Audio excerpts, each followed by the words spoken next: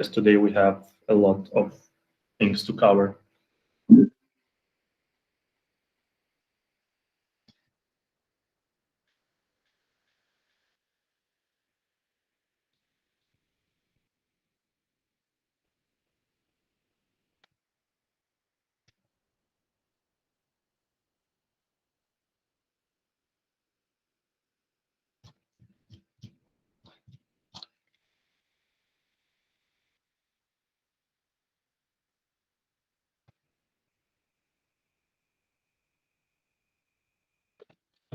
We will work today with AIP, with the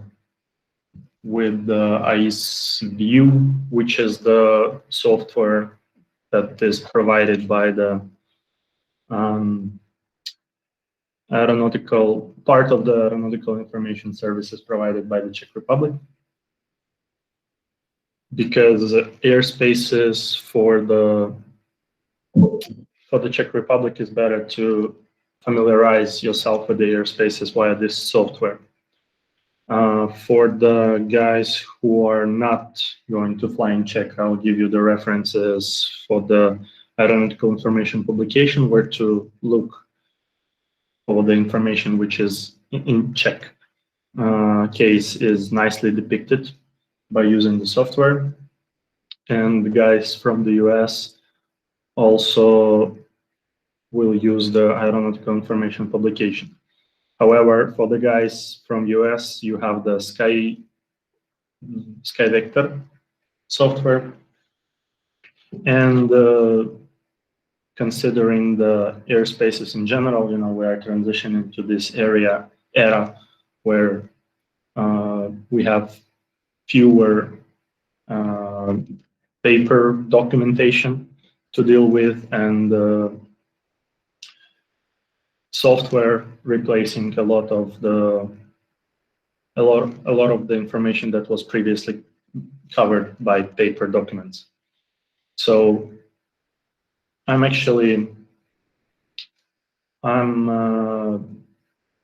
pro using the software in terms of the airspaces, like navigational databases, like the SkyDemon, Rocket Route, wherever. Just make sure that the databases are updated. Yeah. So if you want to fly for your leisure, for your joy, on the airplane, take care about having updated databases on your airplane or in form of the applications on your iPad. This is really helpful, useful, increases situational awareness. However, we still need to know the background. So today about this background, this is what we are going to speak about. So we will start now.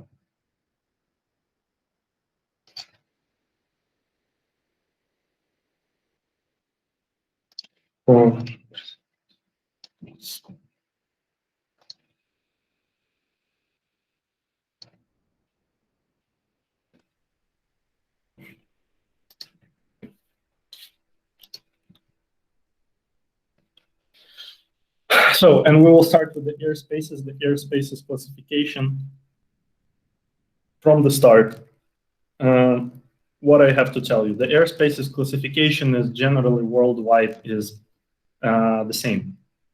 The origin of this airspace classification comes from ICAO Annex 11, if to be precise.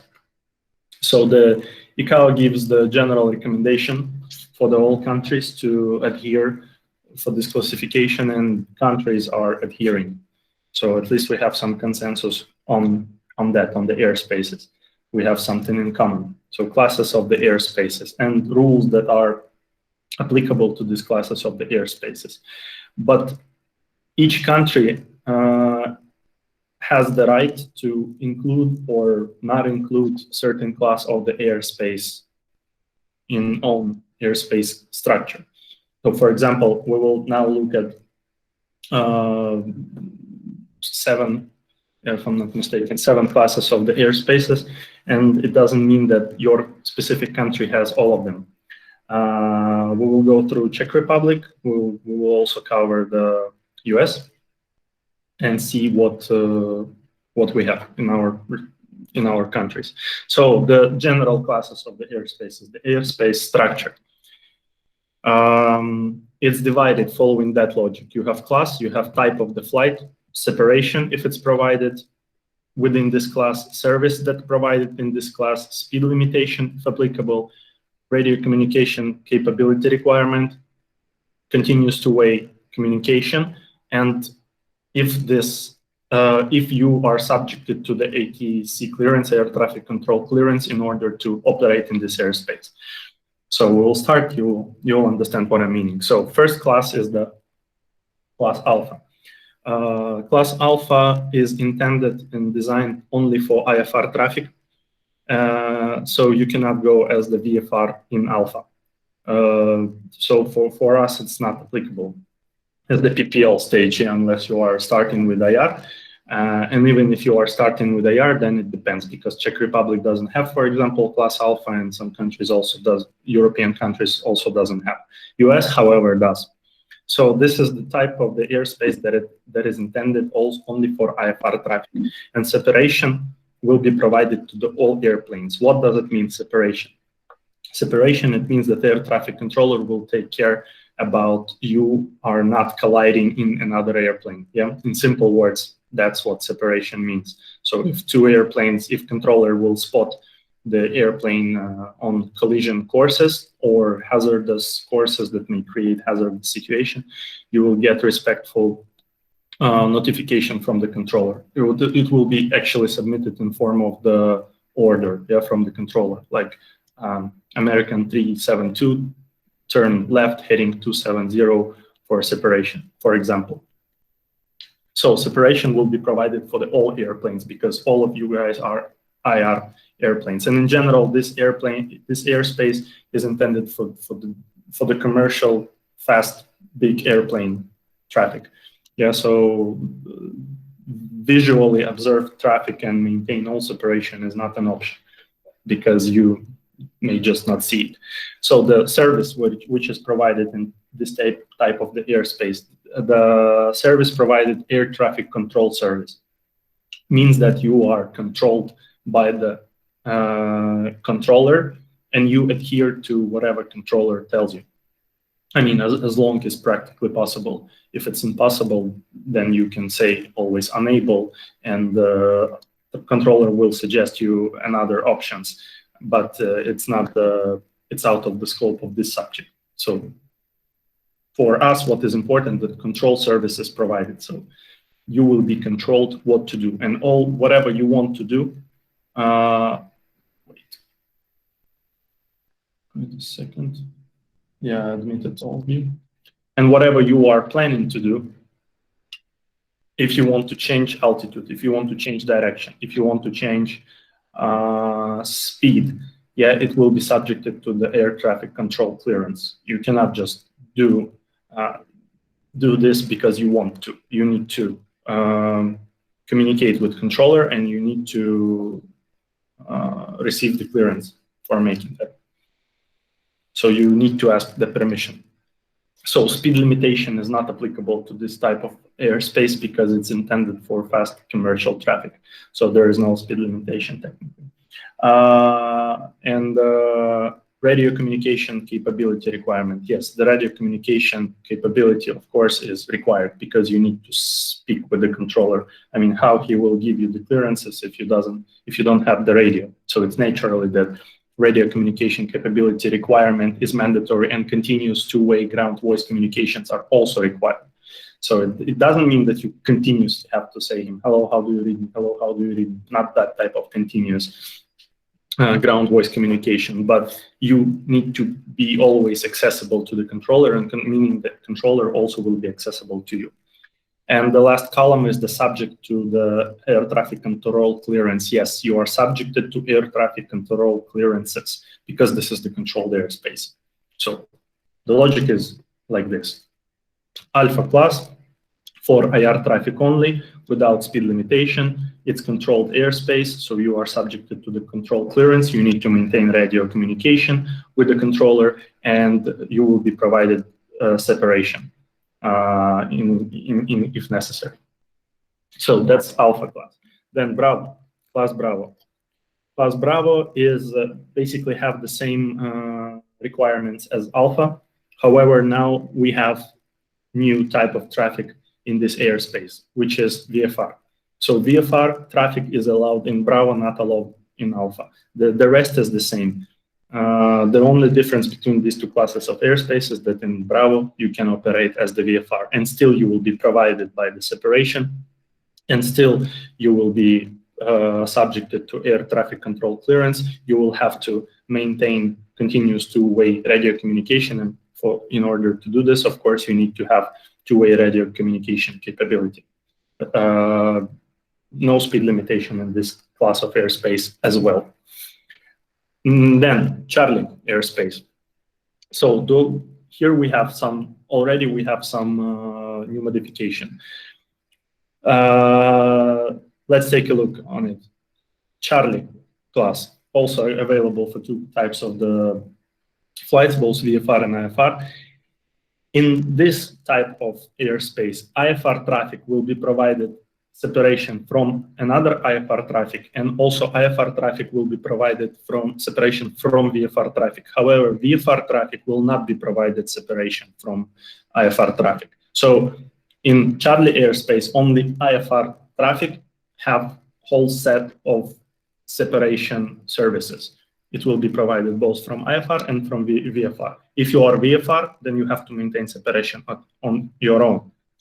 It's also controlled airspace, so you will have air traffic control service here. Speed limitation is not applicable for IFR traffic, and in general, as you can see here from the table, for IFR traffic, the conditions are remaining the same. However, for the VFR traffic, I made a mistake. VFR traffic will be provided separation, but only from IFR traffic. VFR will not be provided separation from VFR. So to summarize, IFR, basically the same. You have separation from IFR and VFR, so you don't care. But if you are VFR, you will be provided only from IFR. From another VFR traffic, you need to maintain separation on your own. Services provided. Air traffic control service will be provided for the separation from the IFR, and also will be provided air traffic control service with the traffic avoidance information on request. So you can request guidance as a VFR traffic. You can request the guidance to provide you the separation from the VFR traffic also. But it's not mandatory, and by default it's not provided. You also have as the VFR traffic the speed limitation, which is 250 knots below 10,000 feet. And also you have to have radio communication capability. You need to be capable of maintaining two-way radio communication, and you need to have the radio on board. And you are also subjected to the ATC clearance. So example scenario, it's the TMA of Praga. You can enter as the VFR, you can fly there, you are subjected to ATC clearance, so meaning that you need to pick up the clearance in order to enter the airspace. Within the airspace, whatever you want to do as the VFR traffic, you need to ask permission. So if you want to change the altitude, for example, you need to ask permission for that. If you want to change the route, which you announced to controller before you were entering the airspace, you also need to ask clearance for that. And you will be provided separation from the IFR traffic, but from VFR, please maintain by your own. So that's the logic. If you want to request the guidance of traffic information regarding another VFR flight, you can ask for it. So class Delta airspace, also available for both VFR and IFR flights. In Delta airspace, IFR traffic will be separated from another IFR traffic. However, VFR traffic will not be separated from any traffic, not from IFR, not from VFR. For both VFR and IFR traffic, the services provided would be air traffic control services. And for IFR, there will be traffic information about VFR flights. However, there will be no separation. You can request, as in case with class Charlie, you can request traffic avoidance advice, but by default it's not provided. However, you can request. If a controller is capable of doing that, he will give you these advices, and but he is not mandated to. So for VFR traffic, you also have air traffic control services, because Delta airspace is also controlled airspace. And you can also request traffic avoidance advice. However, again, the controller is not mandated to do that. If he will have capability, if he will have the means of giving you the traffic information guidance advisory, he will provide. But be ready that from the practical experience, how it works in Delta airspace, once I was flying and I requested traffic. That's the good question, Jeremy, because from the law perspective, of course, if some case will happen and there will be an investigation and they will pick up the recordings of the audio and they will prove that actions of the controller led to your collision with another traffic, then maybe post factum he will be responsible for that. But he can always or she revert to this guidance, the document that says that, sorry, for VFR traffic, there is no separation provided. This is what I wanted to tell you, what sometimes may happen. I was in Delta airspace and I requested traffic information. Yeah, because just to have better situational awareness. And what I had in return, the transmission from the controller, what I had in return, he said, Oscar Kilo, no matter which airplane, excuse me, sir, are you VFR traffic? I said, affirm. He said, then maintain your own separation. So he just resigned, yeah, because he was busy apparently. So the speed limitation, as you can see here, 250 below 10,000 feet. And also you need to have radio, and also you are subjected to clearance, and also you are subjected to necessity of maintaining continuous two-way radio communication. However, you see it here. Then echo airspace. So echo airspace is the first airspace which is not fully controlled. What does it mean? So if you will see on this column, then you will see subject to ATC clearance. Yeah, basically this column subject to ATC clearance defines whether the airspace is controlled or not. So for IFR, the airspace is controlled. IFR traffic in echo airspace will be subjected to ATC clearance, is required to have continuous two-way radio communication, carry radio on board, everything that we saw before. It will be provided separation from another IFR traffic as well as in Delta, and he can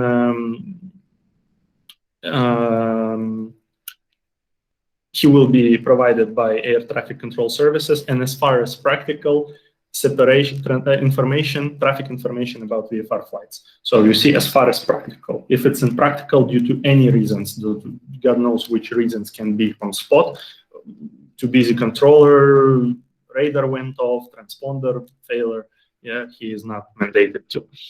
Speed limitations are the same as for the Delta. VFR traffic is, again, not provided by the separation.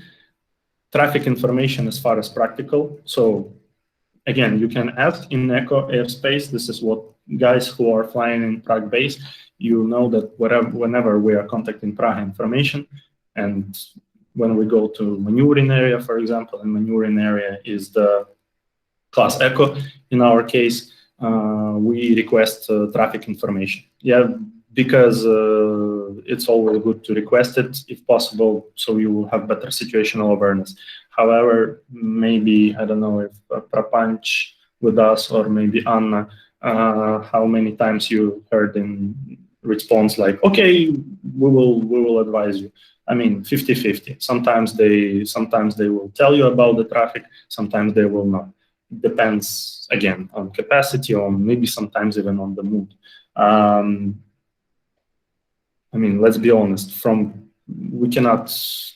you cannot rely on that 100%. If you requested traffic information en route, doesn't mean that you will get it. Even though you can see the airplane flying at your 2 o'clock position and you want to ask the controller, like, I asked you to give me traffic information, but he's silent. So as far as practical, due to certain reasons.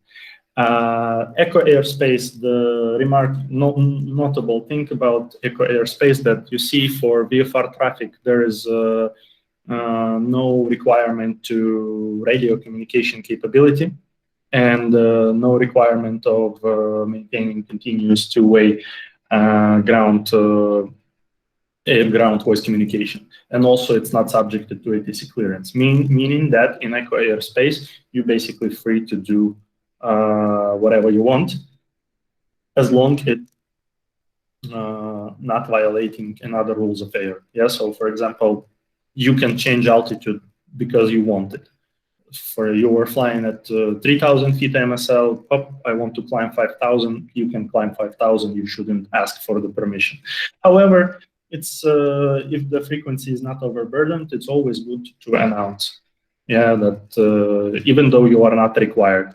But it's good if you will announce that whoever is in charge of your flight at that moment, for example, Prague information, Skirkilo Foxtrot Oscar X-ray, climbing from 2,000 feet to 5,000 feet. Yeah, it will contribute to the situational awareness of all participants of the air movement, even though you are not required to do so, but it's good if you will. Because in Echo airspace, you are not even required to carry radio. So basically, you can fly even without radio. But more and more restrictions are introduced, especially for the last couple of years. Airspaces, like in a heap of different countries, you will find that in Echo airspace, in certain regions of Echo airspace, carrying of radio and maintaining continuous two-way communications are required.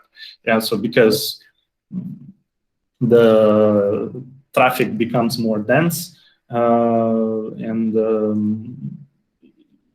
it should be regulated somehow. Yeah, so situational awareness should be increased. So there are still some portions of the airspace of Echo class which are where you can fly without radio, but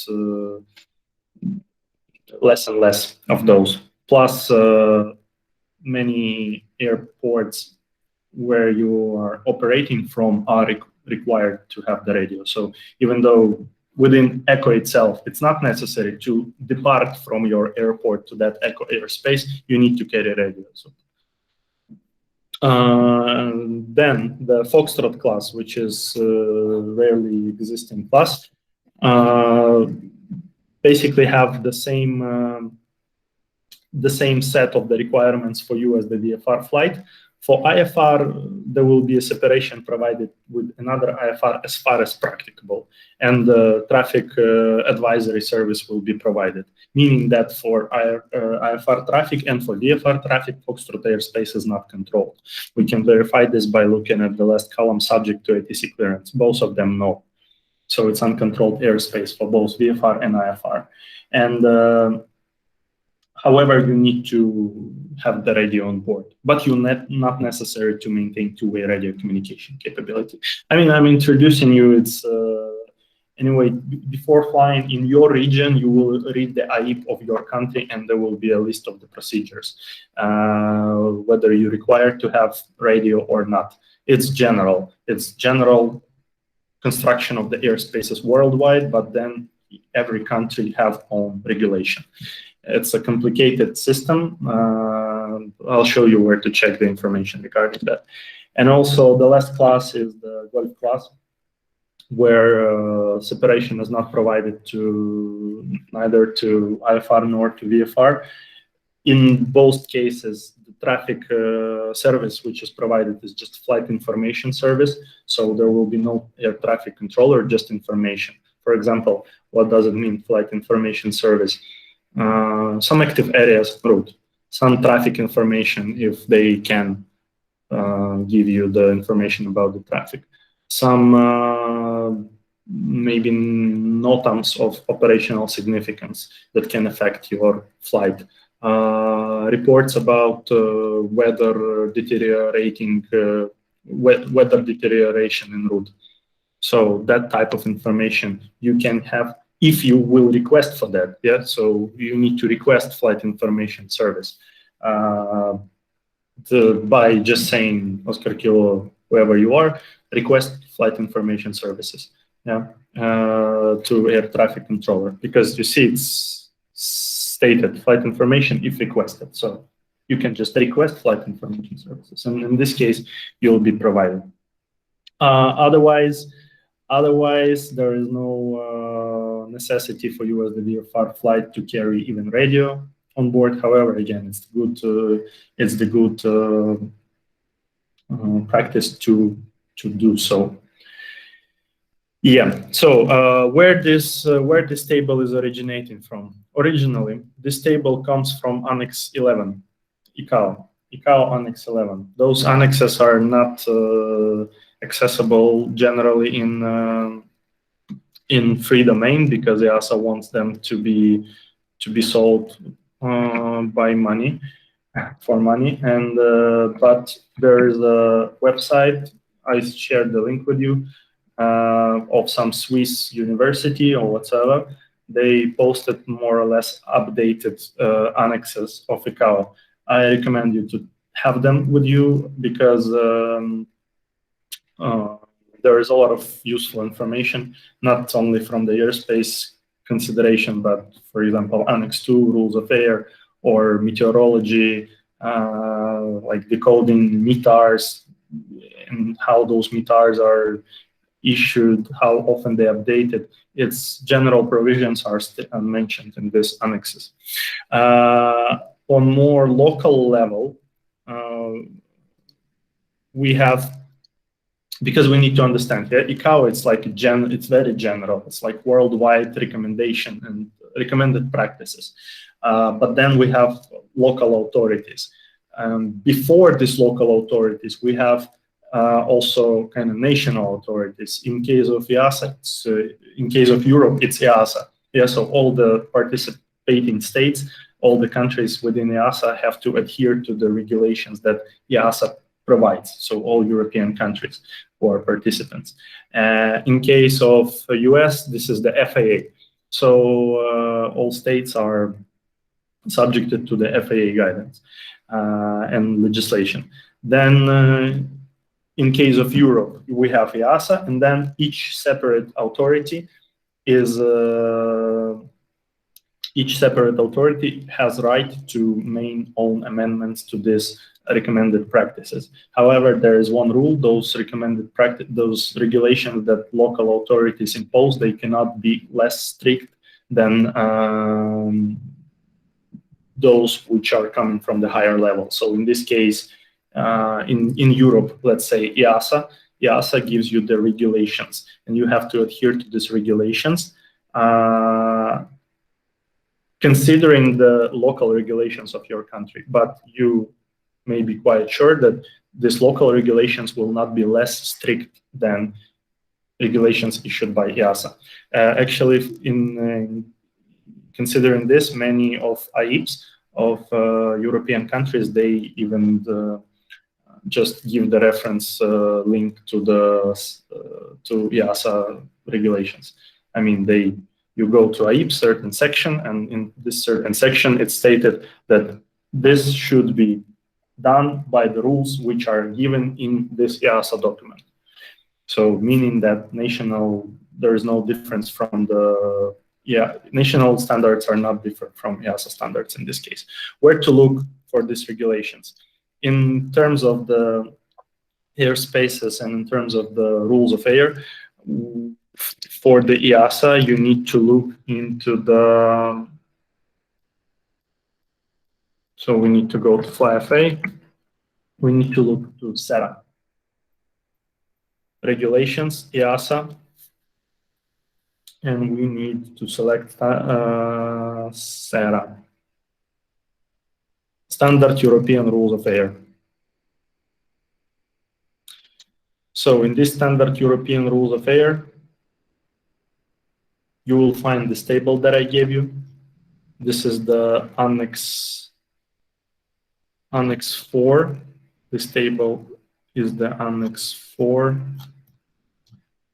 Today we're gonna speak about the rules of air, so let me show you from the beginning. Rules of air would be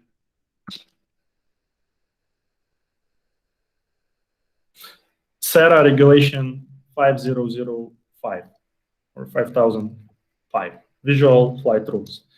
And in this Visual Flight Rules, you will find a lot of information that will be relevant for your further flights in European airspace. Also, there will be some interactive links which are looped for the same document.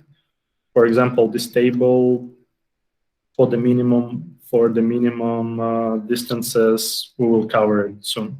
I wanted to show you this table that we just covered.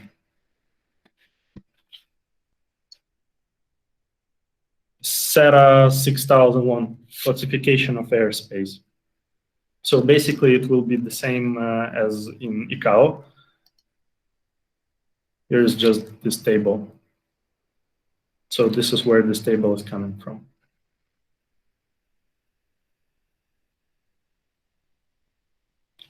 So what is necessary for us is the SERA 6001 classification of airspace. Yeah, you can write down the necessary chapters that it's good to go through and understand. And next would be 5,000, starting from, so section 6 and section 5. Section 6 is airspace classification. Section 5 and all the subsequent subsections are for the visual meteorological condition and visual flight rules. So this is about the Euro. Now, what we have for the US? For the US, we have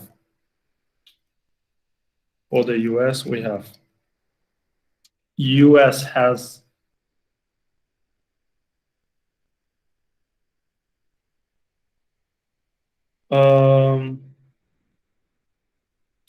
of course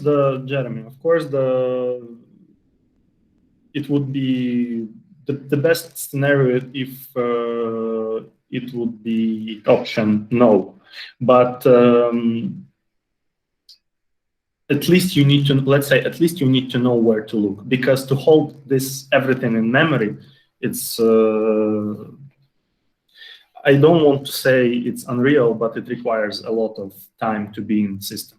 And it needs to, every day you should see these documents, every day you should interact with this environment in order to remember this and know by heart.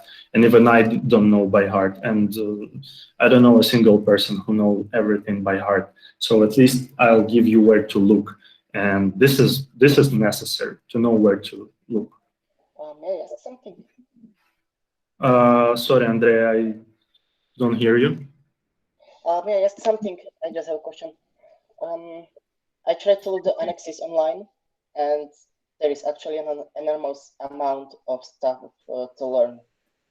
If we stack to the material we have in our e-learning, will it be enough?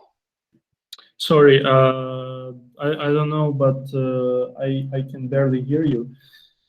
Listen, these annexes, keep them for you.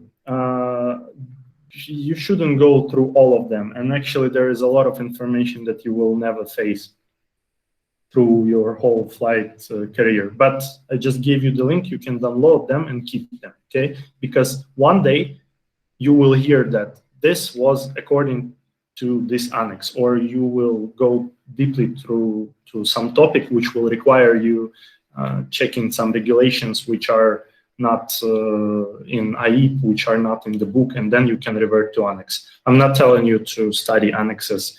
It's not the scope of the state check or anything. Okay, so I just shared with you because annexes are not in a public domain, and this is rather a luck that we have them in public domain. So I just decided to share. So in terms of US, we have the following classification.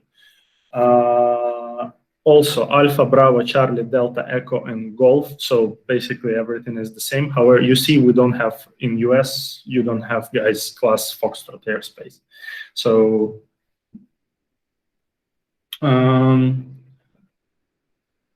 source for this information. We will update to e-learning to the annexes in perspective, and then you shouldn't. So for the classes of the airspace in US, you have basically the same structure. You just don't have the Foxtrot class, but it still exists in nature, but just not in US. As you can see here, all the same requirements as for EASA. Also, Alpha is ATC clearance, so it's controllable. Bravo, ATC clearance, so it's controllable. Charlie, it's also controllable. Delta controllable. Echo and Golf are not controllable for the VFR. I mean, with the US, guys, with the US, the law, the regulations are, I don't want to say complicated, but it will it's not that intuitively accessible as in EASA. And there is a lot of written text that you have to read and think about to get the idea what is happening, because you can understand that it's a huge country. It's a lot of exclusions, and they physically cannot locate it into one manual or something. Actually, aeronautical information publication of FAA is a very interesting thing, because they have links to the Pilot Handbook of Aeronautical Knowledge. They have links to Civil Aviation Regulation and Federal Aviation Administration law. So there is a lot of link. It's the US system of making the law. You have main law, then amendment to this law, then explanation to this amendment, then amendment to this explanation. This is something that we have to carry on. So I'll just tell you in a simple word. The logic is the same. Alpha, Bravo, Charlie, Delta are controllable in US. Echo is not controllable for the VFR, and Golf is not controllable at all. The equipment, Federal Aviation Regulation and the Aeronautical Information Manual. That's for sure. Yeah, correct. Equipment. In order to enter Alpha, you need to be IFR equipped. That's for sure. And the minimum pilot certificate, we have this column. The FAA decided to specify you need to have instrumental rating, but it's logical because the Alpha class only for IFR flights. So it's just in a different way, but the table tells us the same as that previous table. For Bravo and for Delta, starting from Bravo to Golf, basically the rest is the same as we just discussed. The only thing is in Bravo, you need to have private pilot license in order to enter, but then they say student or recreational pilot may operate in other than primary airport if seeking for private pilot certification, meaning that if you are in training, you can also enter. So in general, it's the same as on the table before. So where these airspaces are located, That's the question, because it's good to know that they exist, but where specifically they are located. Let's start with with the Czech Republic specifically. So airspaces in the Czech Republic, which airspaces we have in general? We have in Czech Republic, among this list, we have only Charlie, Delta, Echo, and Golf. We don't have Alpha, we don't have Bravo, we don't have Foxtrot. Yeah, so only Charlie, Delta, Echo, and Golf. Where are those located? Those located Charlie.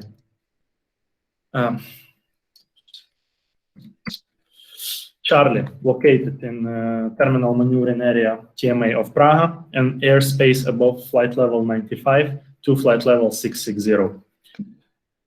Delta in Czech Republic is located in CTR and military CTR and TMA and military TMA of all airports with the exception of TMA Prague, because TMA Prague is Charlie. Echo is located everywhere outside CTR, military CTR, TMA, military TMA, and radio mandatory zone above 1,000 feet AGL to flight level 95. And Golf is located within radio mandatory zones within temporary reserved area for general aviation, and with exception of CTR and MCTR, in airspace from ground to 1,000 feet AGL. So this is the logic. This is how it combined. Where to check this information? Where this information is coming to? This information is coming to AIP, Aeronautical Information Publication. So in aeronautical information publication, I strongly recommend you to go through the AIP of your own country or the country where you intend to fly. The AIPs of all countries, they basically made in the same manner. So all AIPs from Czech Republic to USA and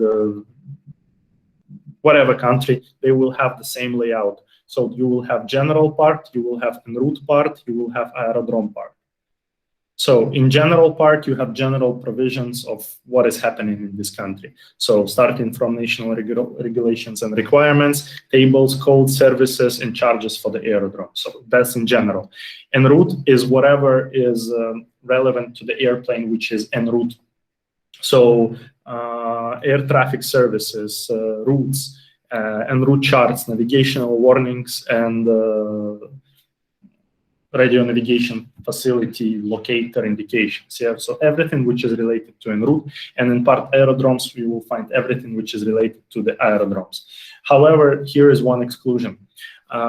Specifically, it's applicable to the Czech Republic because aerodrome part of the Czech AIP doesn't have much airports. It has only Brno, Čáslav, Karlovy Vary, Vadachody, but for sure we have more airports in the country.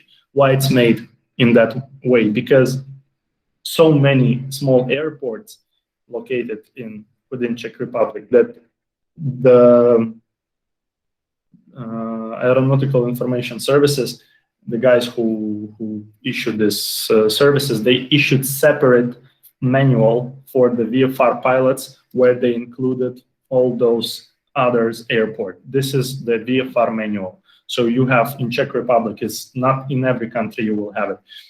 Only, as far as I know, only in Czech Republic, you have AIP and VFR manual. In VFR manual, they combined the information that is relevant to the VFR flights.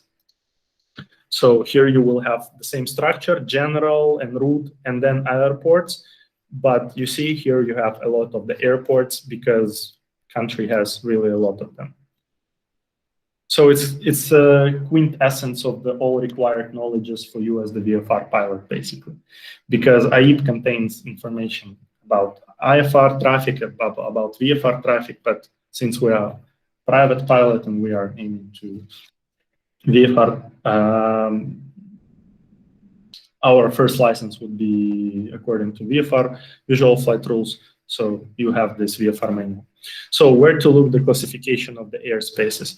You can check them in AIP. So if in case it's AIP, that would be en route section 1, 1.4, air traffic service ATS classification.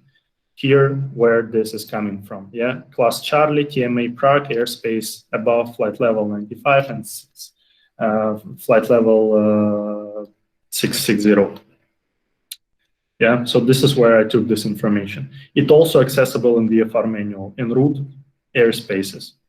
If you press airspaces, you have the same. So make a mark where to look, because I mean, there is a lot of other information which we physically cannot cover within 3 hours. Also, for the Czech Republic, you have in VFR manual, you have this nice electronic chart of the, no, it's not the chart, but it's electronic memo to the structure of the airspaces. I mean, it may look complicated, but I'll show you later on the software which even makes these things easier. So in general, if we will look at the structure of the airspaces, it will look something like this. So you will have, it actually, this picture is generally compliant with whatever I just said, because it's how many of countries, this logic is used by many of countries. You have, let's say you have airport. Around this airport, you will have the control zone. This control zone, which is belong to the airport from ground to a certain level, would be generally class Delta airspace. Yeah, so you will be able to fly there both visually and according to instrumental flight rules. Then higher, you will have the TMA, which normally will be also Delta airspace, with one exception in Czech Republic. The TMA of the Prague is Charlie airspace, but the structure is very similar. Yeah, the TMA stands above the CTR.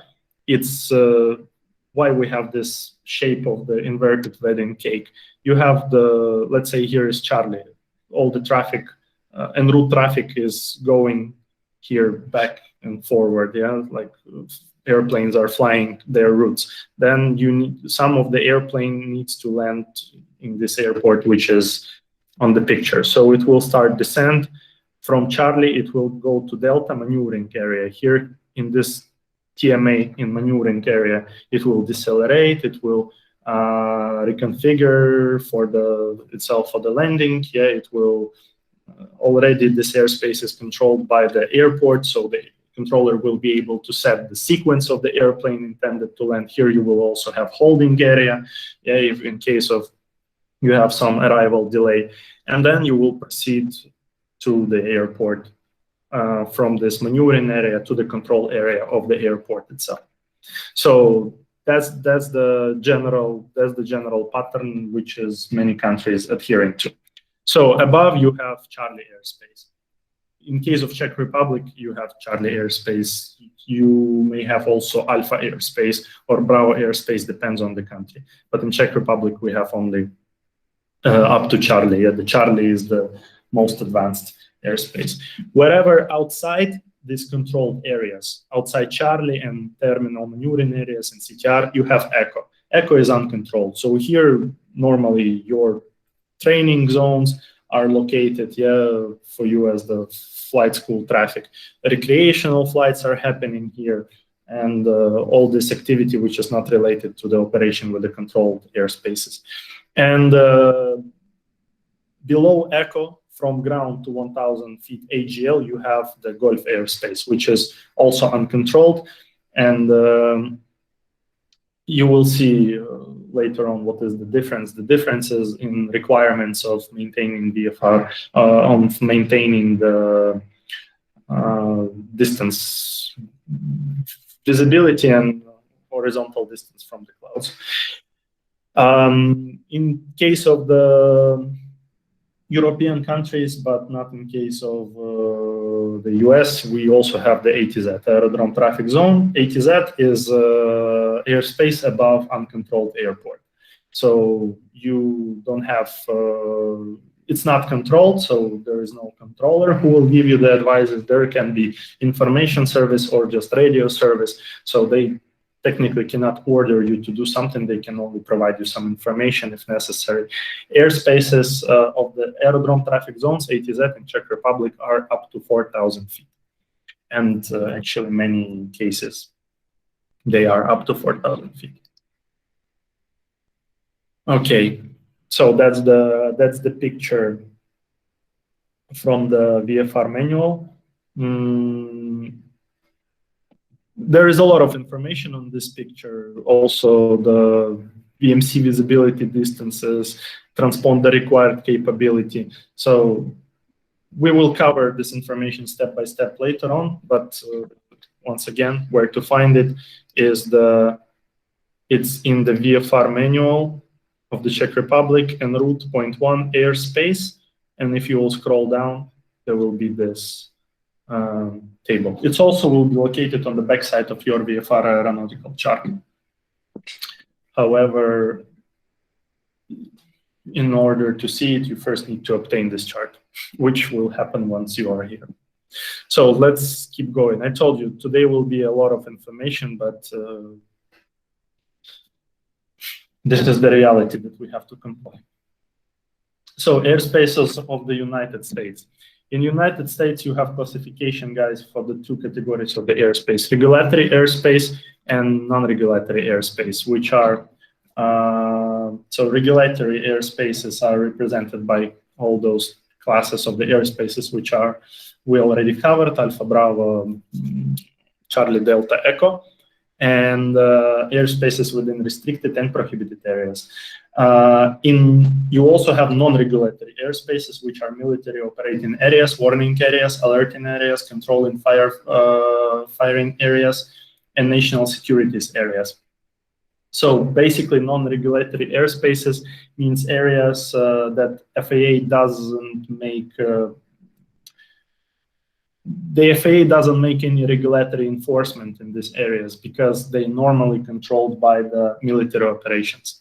So this is why they call not regulatory. They are not regulatory from FAA side, but it doesn't mean that you can enter there and do whatever you want, because military operation area, for example, makes sense that it will be definitely controlled by the military guys, yeah, just not the FAA. You have apparently different structures responsible for that.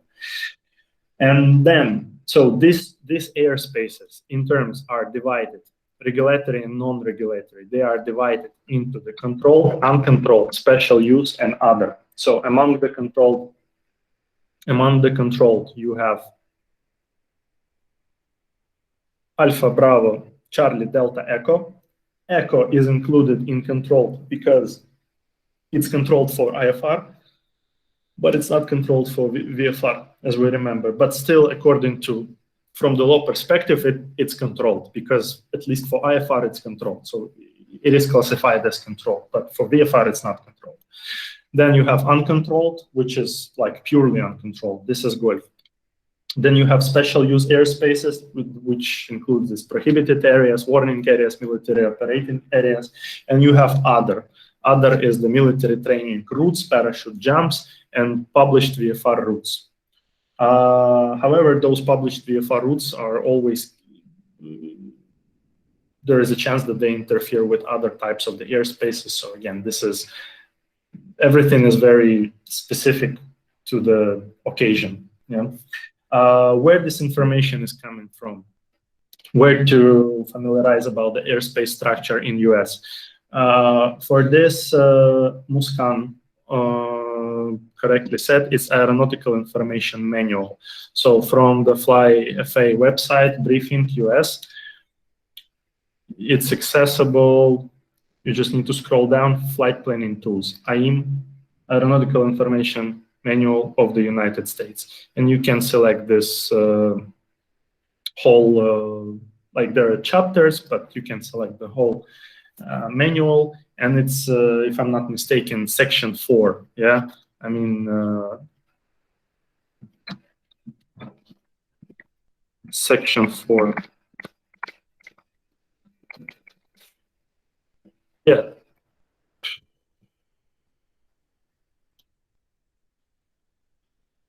I mean, it's there.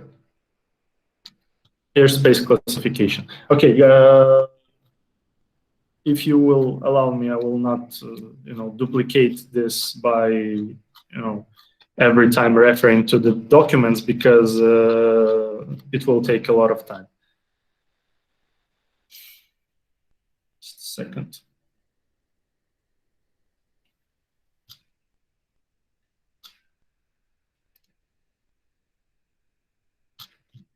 I just want to double check that specifically in this case. Okay, sorry, chapter 3. Chapter 3, section, and then this chapter has sections. So section 1 gives you the general, yeah, so description of what you have in the United States, and then later on there is a description of what regulations are applicable in this or that airspace. Yeah. You see, this is what we just covered. Within these two categories, there are 4 types: control and control special use. Yes, so basically we covered this.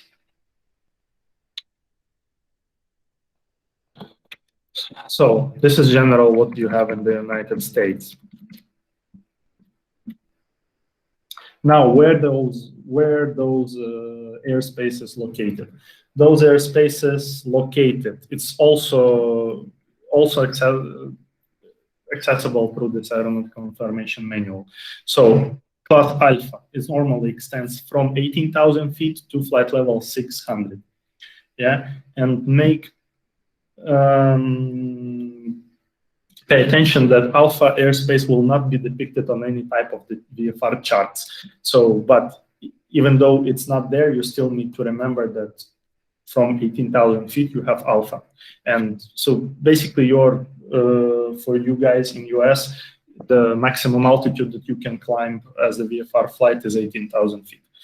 For guys from Europe, as long as your airplane is capable, you can fly even 660 flight level if your airplane can do so.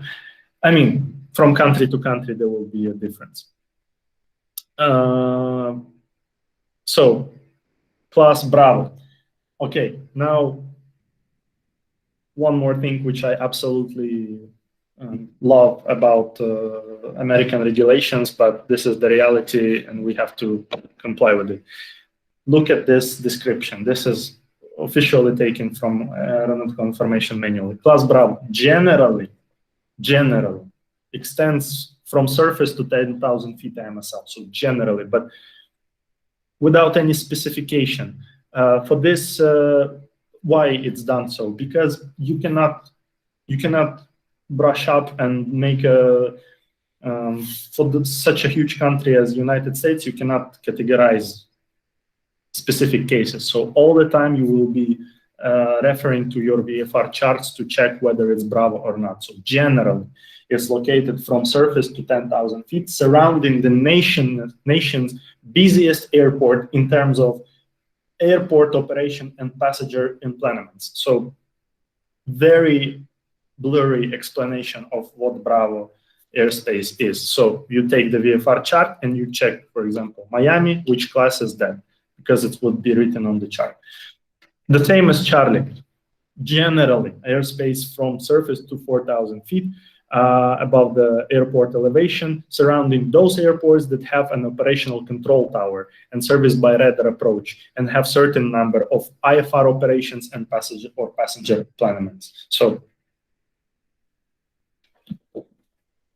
you can just assume that most probably if your airport is equipped with operational control tower and there is a radar approach and it has equipment for IFR flights, it will be class Charlie. But again, refer to the chart. Class Delta, class Echo, class Golf. So Delta, generally, airspace from surface to 1,500 feet above airports surrounding those airports that have an operational control tower. So, and Echo is anything which is not Alpha, Bravo, Charlie, or Delta, extends up to normally, but not including in 18,000 feet. And all airspace, you also have Echo above flight level 600. But in order to get there, you cannot get above flight level 600 as VFR flight, because you will have to penetrate alpha, where VFR flights are not allowed to operate. But from the law perspective, I think it should mean that you can, if you are IR-equipped airplane, you can pass this alpha class, climb to flight level 600, which is only few airplanes in the world can do, and then you can revert to visual flight rules, but it's not applicable to us anyway. And Golf is uncontrolled airspace which is not designated as Alpha, Bravo, Charlie, or Delta, or Echo, and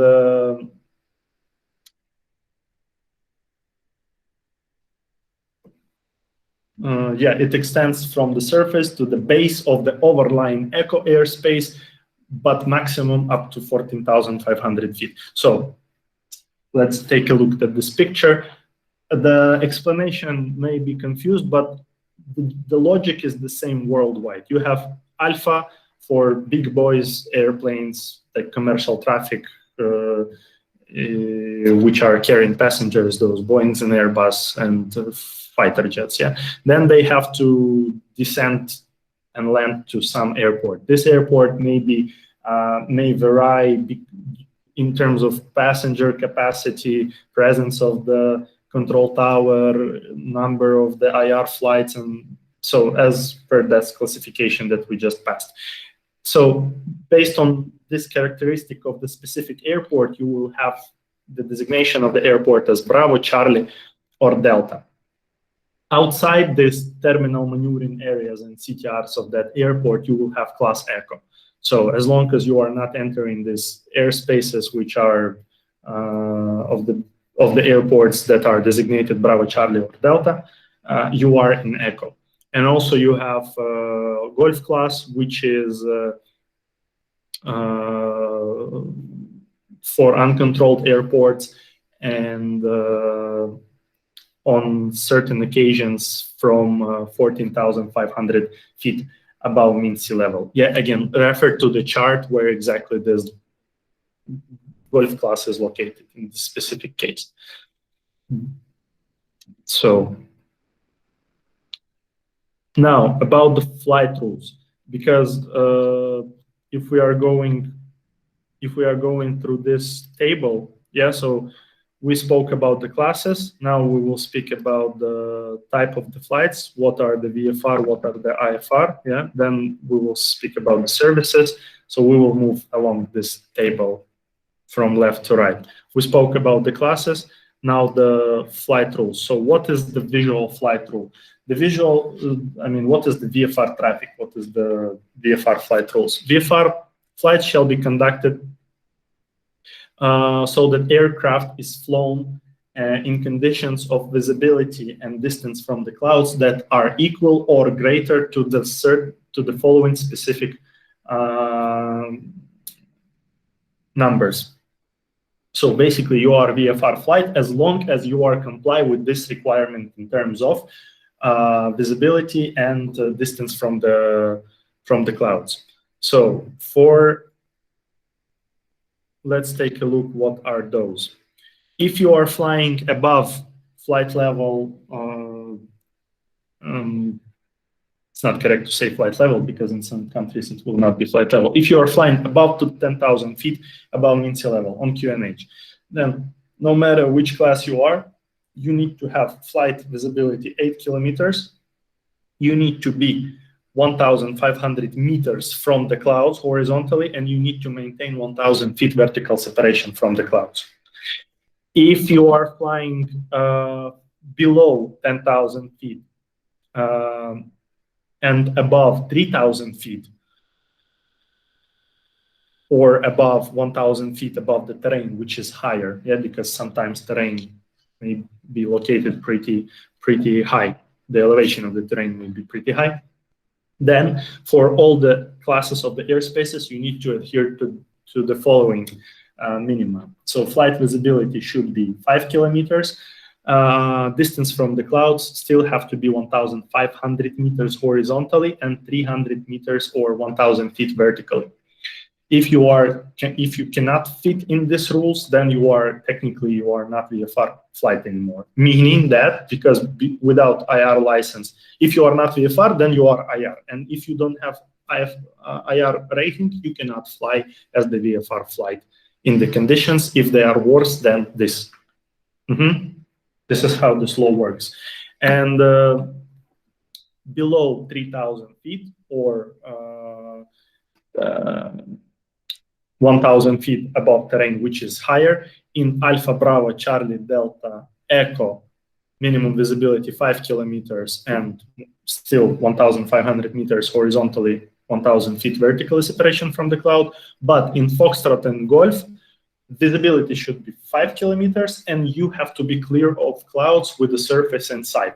So basically, you see that I said there will be a difference between Echo and Golf. So in Golf class, you actually not mandated to maintain separation from the clouds. So you just need to be clear of clouds with the surface inside. Don't use this as a lowering of your personal minimas. Always consider it with in a smart way, this regulation. Because even though when you are 1,000 feet AGL, I'm speaking about Czech Republic now, from surface to 1,000 feet AGL, you can fly basically very close to the clouds, surfing through the clouds. But even though it's not prohibited by the regulation, but think if the clouds are lower than 1,000 feet AGL, is it a good idea to fly? No, it's not. So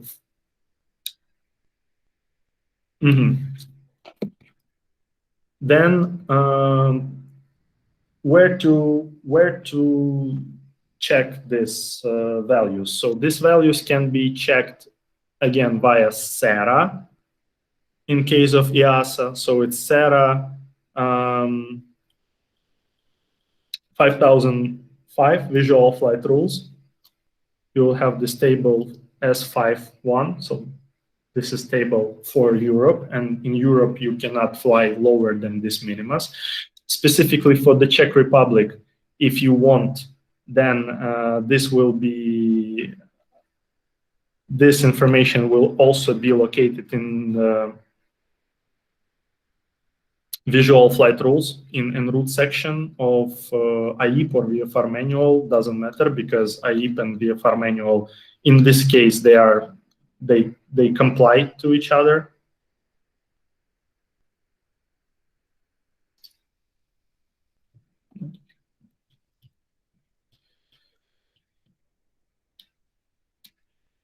Okay, let's just AIP. Let's go through AIP. So you see in AIP, in VFR manual, it's as well just lower. So for example, AIP, you see the same regulations as in SARA, because local regulations cannot be less strict than SARA. Then also some aeronautical information products, they give you the kind of visual memos for these rules. Like, for example, Czech Republic has it on the backside of the chart, or it can be accessed via VFR manual. You see this sketches, to assist you in quickly revise the information, about minimas. Austrian chart, the backside of the Austrian chart also gives you this mnemonic. It's actually on the backside of the Austrian chart. You remember where to, I hope you remember where to find it. If someone needs this backside of the Austrian chart and you don't remember, write me in the comment section. They also provide you the mnemonics, and they amend this VFR distances and minimum visibilities by the specification for the airspace. Yeah, for example, speed limitation for Charlie, Delta, Echo, Golf. You see, Austria also has only Charlie, Delta, Echo, and Golf airspaces. So they also don't have Alpha, they don't have Foxtrot. Okay, then minimum height. Okay, we spoke about the distances in case of visibility. Yeah, so it's 5 or 8 and 1,500 meters from the cloud, horizontal separation, 1,000 feet vertical separation below the cloud, or in Golf, just clear of clouds. Now, about the minimum heights of the flight. So in minimum heights, the minimum heights are stated also in SERA, and also they are duplicated in the AIPs of the country, because you cannot go lower than SERA prescribes you. What I wanted to show here is that different countries have different approaches of representing the information. For example, here are comparisons table between Czech Republic and Austria. So let's see. What does Austria says? Minimum height for the VFR flight over the congested areas of cities, towns, or settlements, or over open air assembly of persons at height which is not less than 1,000 feet above the highest obstacle within the radius of 600 meters from the aircraft. So this is minimum height. You cannot go lower. So 1,000 feet within over the highest obstacle within 600 meters over the populated areas. What is the populated areas and not populated areas, guys? Here, technically, if the CAA will investigate some report, they will always look to the stricter side, because if there are, what is the assembly of the people? So if 4 people are going in, making a picnic in the open field, is it considered as a populated area? Maybe, you know, so, but at least over the settlements and cities, not less than 1,000 feet. What does Czech VFR manual says about it? Basically, it says the same, but they also have one difference, which is, it's not difference, they have some different wording, which is, I believe, very correct and should be included to Austrian AIP as well.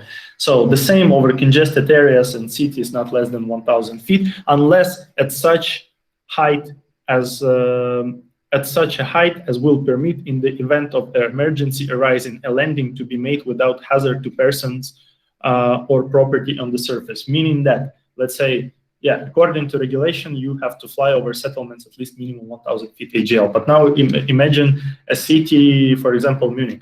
And okay, if you will fly over Munich at 1,000 feet AGL and your single engine airplane will have engine failure, what are your chances to land without hazard to persons or property at the surface? Quite low. Yeah, so always take into the consideration this fact. Or at least if you are flying, there should be over the city at low altitude, there should be a suitable surface to land. But I mean, for this you need to investigate the whole city and plan the route accordingly. But on the exams, there will be a question about minimum height, and this is 1,000 feet over populated areas. If there will be an option or the altitude which will guarantee me safe landing in case of engine failure, select this answer. Elsewhere, which is elsewhere meaning that over not populated areas, at height that is not less than 500 feet above the ground or water, or 500 feet above the highest obstacle located in the radius of 150 meters. So let's say you are flying over not populated areas, really like empty field, endless fields of, I don't know, somewhere in Iceland, yeah.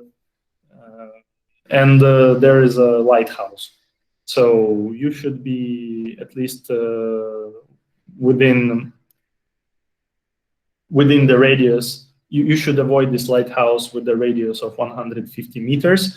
Or if you are flying close to it, you need to be 500 feet above. Yeah. Now, it was about the day, now the night rules. So night rules are what Sarah says in terms of this night rules. Over high terrain or in mountainous area, you cannot fly at altitude which is less than 2,000 feet above the highest obstacle located within 8 kilometers of the estimated position, 8-kilometer radius of the estimated position of the aircraft. Elsewhere, you can fly not less than 1,000 feet above the highest obstacle located within 8-kilometer radius of the estimated position of the airplane. Where now, and there is also a remark where no such minimums are established. So here's EASA gives CAA a right to select whether you can reduce this minimums or not by selecting, by establishing this flight altitude. Let's see what Czech Republic does in this case. So in Czech Republic, gives the following numbers. If it's an aerodrome flight, you cannot fly less than 1,300 feet AGL. Yeah, so they basically give you the even higher. They even increase the safety margin because SARA tells 1,000 feet, but Czech Republic tells 1,300 feet. Yeah, AGL, you cannot fly lower. And minimum lowest layer of cloud should be 2,300. Why? Because you need to maintain 1,000 feet vertical separation from the cloud. Minimum flight visibility shall be 5 kilometers, and minimum cloud separation as during the day, 1,000 feet vertically, 1.5 kilometer horizontally. If we are speaking about the circuits, because aerodrome flight can be considered as the flight within CTR, this is aerodrome flight, and in this case, 1,300 feet AGL. But if it's circuits, published circuits of the aerodrome, then you can go as low as 1,000 feet AGL, but still you need to maintain the same separation from the cloud and minimum flight visibility. Because of this, the minimum lowest layer of cloud would be 2,000 feet AGL. So 2,000 feet because 1,000 feet AGL is U on the circuit and plus 1,000 feet vertical separation from the clouds. If we are speaking about the en route segment, that would be 2,000 feet AGL. Consequently, minimum lowest layer of clouds should be 3,000 feet AGL and flight visibility 8 kilometers or more. Where to check this? This also will be located in AIP. Where's my pointer? It will be located in AIP 1.2 visual flight rules. You will just scroll down and there will be a table about these night flights.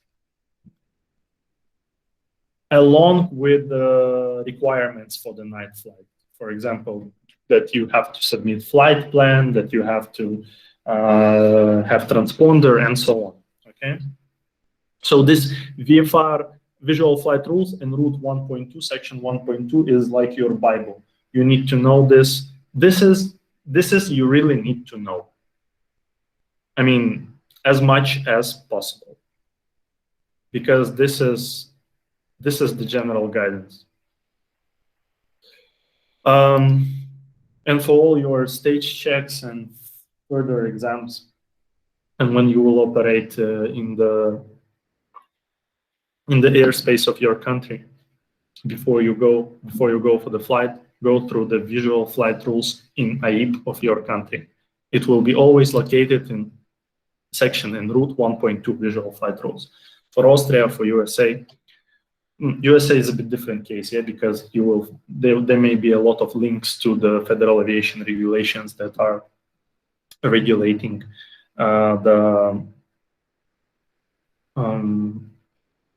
given the provision. About the break, guys, wait. Soon. We will make a break soon, okay? For flight training as well. No, guys, as soon you will start to to get this information, acquire this information, the better will be for you. I mean, yeah, this is the regulation. It's in aviation. There is a lot of information to know. It's not only about the flights. Slide 14, yeah, sure.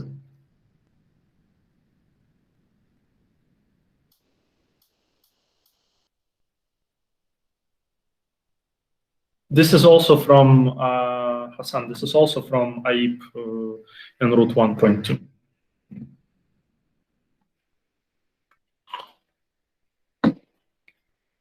You're welcome. So maybe 10 more minutes and we will make a break. I also would be happy.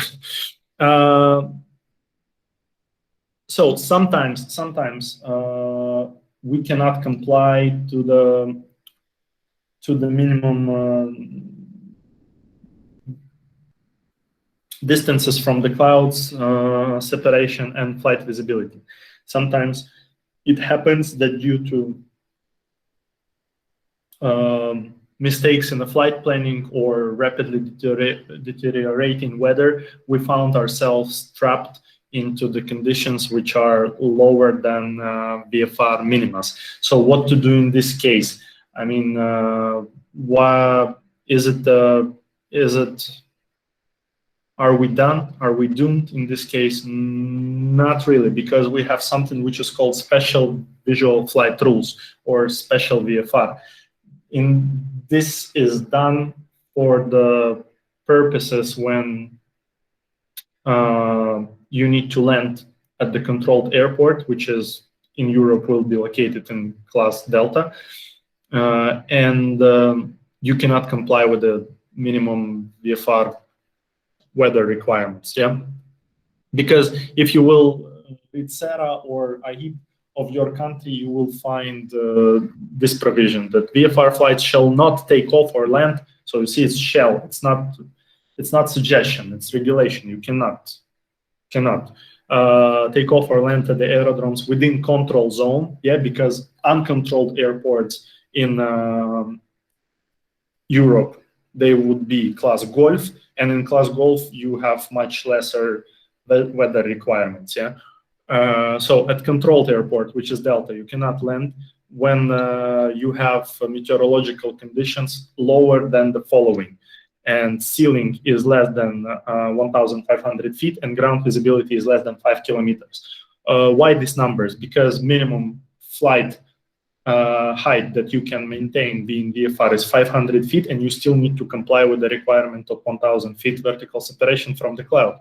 For this, you have ceiling 1,500 feet minimum. So 500 feet is you, and 1,000 you are maintaining separation from the cloud. In ground visibility, 5 kilometers. Yeah, this is standard regulation for Delta airspaces, for Delta class airspace. However, as I said at the beginning, there are some occasions when we need to land because the weather is deteriorating even further. We need to land to the controlled airport. So in this case, the special VFR clearance may be issued for you to land at the controlled airspace in conditions that worse than specified above. For this, you need to meet conditions. 2 conditions have to be met. Those conditions are divided into conditions that have to be met by pilot and by the air traffic control. So you as pilot can request special VFR, and you can proceed special VFR when the conditions are the following: clear of cloud with the surface in sight. So basically, as in class Golf airspace, the flight visibility not less than 1,500 meters, for helicopters 800 meters. But now let's skip the helicopters. Yeah, we are airplanes here. So 1,500 meters, and the airspeed not above 140 knots. So if you are comply with these requirements, conditions, then technically you have the right to ask for the special VFR clearance. But the other set of the conditions have to be met by the ATC in order to ATC give you this clearance. Yeah, from the controller side, what conditions have to be met? It can be done only during the day unless otherwise permitted by the competent authority. But competent authority in this case is the CAA, and as far as I know, in Czech Republic, it's not allowed to operate at night as the special VFR. However, I never tried. So the ground visibility should be, again, not less than 1,500 feet, but in this case, it should be measured by the accelerometer at the airport, and the ceiling should be not less than 600 feet. So even though there is a condition from the pilot side to be clear of cloud with the surface inside, still the ceiling shouldn't be less than 600 feet, because if it would be less than 600 feet, then there is no guarantee that you will be able to maintain minimum flight height, which is 500 feet. So I hope that's clear. That is also can be found in the visual flight rules of the AIP section 1 and route 1.2, as I showed you before, and it is also duplicated. The same is written in SERA. Section 5010, special VFR. So these are special VFR conditions. Yeah. Also, there is a regulation that not more than 2 special VFR traffic, at least in Czech Republic, not more than 2 special VFR traffic can be simultaneously operate within the airspace. Why? Because if there will be too much of special VFR traffic, again, there will be a reduction in safety. You will not be able to guarantee that safe operation of this traffic in the airspace. And moreover, most of the time controllers will not clear even second airplane for special VFR. So even though there are minimum of 2, but if there will be 1, it's already will be they will already not clear another airplane to operate under special VFR. Why? Because they always keep the reserved place for the search and rescue, military, medical helicopters, or whatever. Yeah. So because this abnormal situations, they arise quite unexpectedly, and there is also always should be a slot available for them. I mean, from the practical point of view, of course, if you are suffering from the rapidly deteriorating weather and you need to land because your student pilot lost and you are in you are having hard times, you are under huge amount of stress, they will let you to enter. But I mean, this is practical application. We will speak about this during the training, okay? Now it's about the law, rather. So this is the special VFR. Now the flight rules in the United States, guys.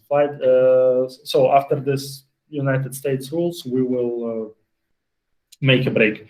So this here is the table with the minimas.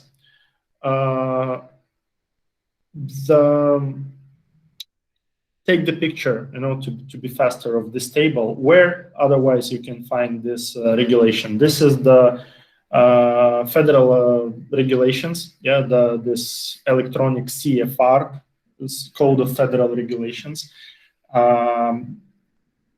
chapter 91.155. So let me show you that, where to find this table. For this, you have to proceed to the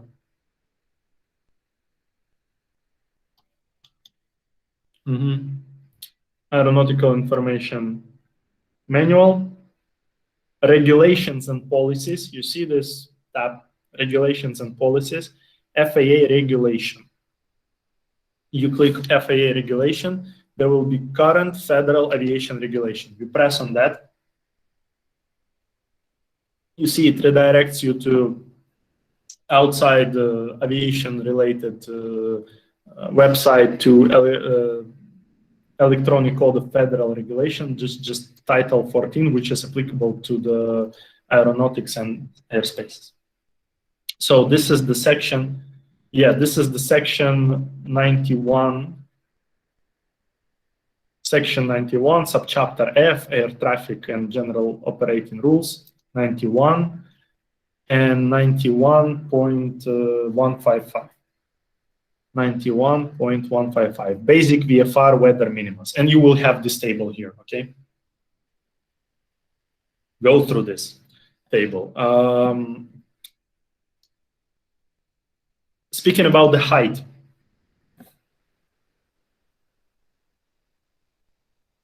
federal regulation number 91.119 gives us the minimum safe altitudes in general. So basically the same logic. Overall, over congested areas, over any congested area of city, town, settlement, or over any open air assembly of persons at altitude not less than 1,000 feet AGL, above the highest obstacle within the horizontal radius of 200 feet from the airplane, which is again 600 meters. Over other than congested areas, 500 feet without, 500 feet.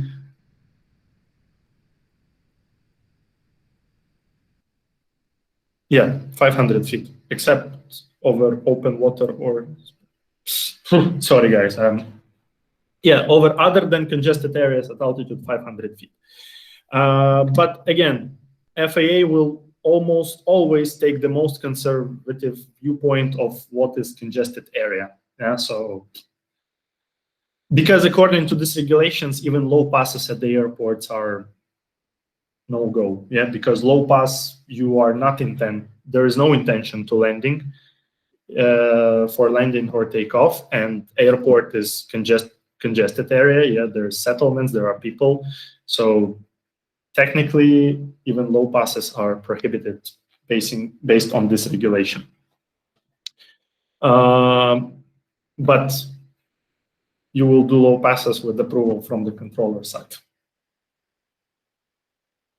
And also there is, in this regulation, there is a note, anywhere at altitude allowing if the power unit fails an emergency landing without undue hazard to persons or property on the surface. So again, so with some peace of mind, this regulation is constructed, yeah, that you cannot go lower than altitude at which, if engine fails, you will successfully manage back to the ground. And special VFR.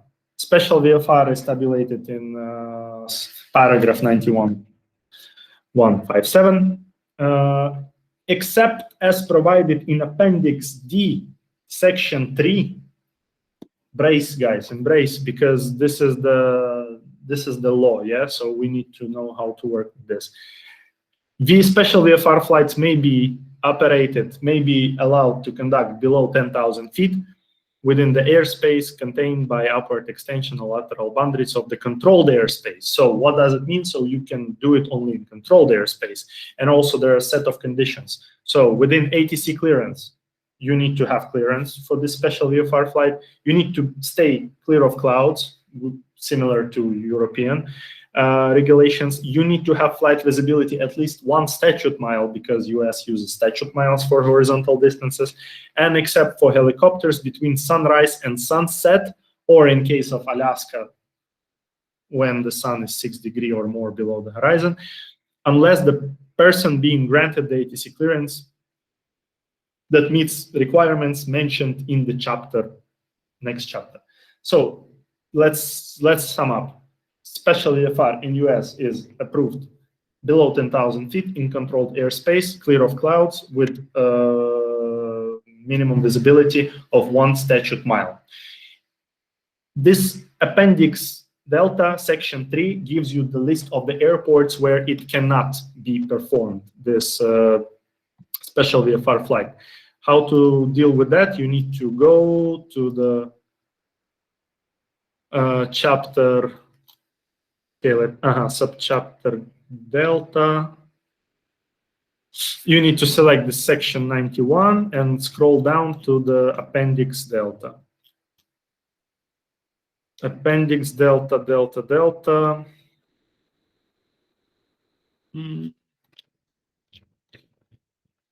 Appendix Delta to part 91. You see how it's done. You need to go from one link to another.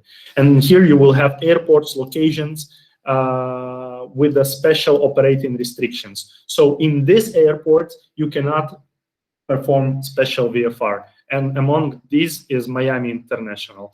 And if you will open the VFR chart of the US, Miami chart, specifically, you will see that it's written that you cannot perform special VFR there.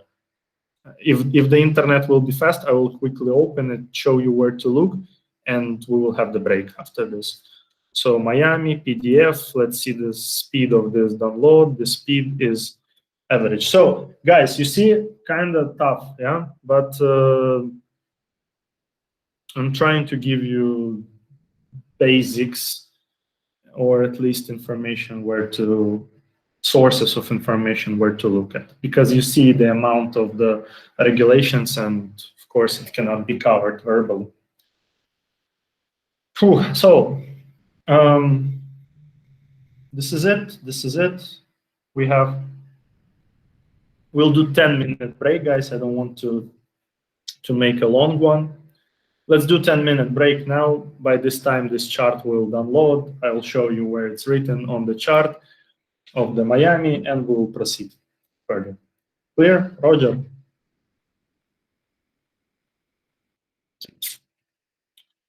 No problem.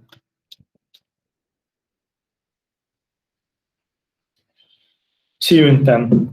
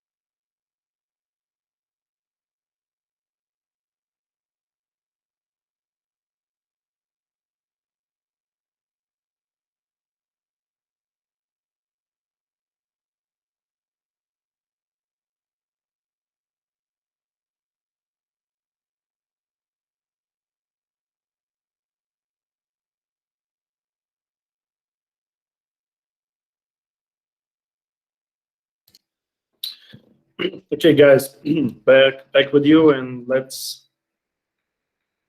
continue. So I promised you to show you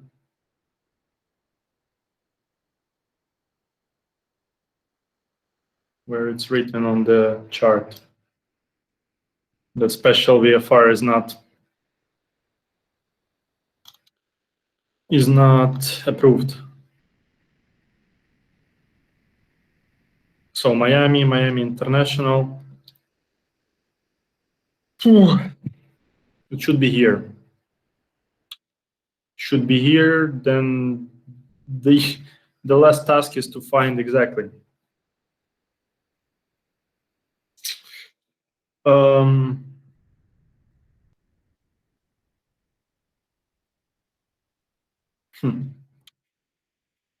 I wasn't sure that I saw it here.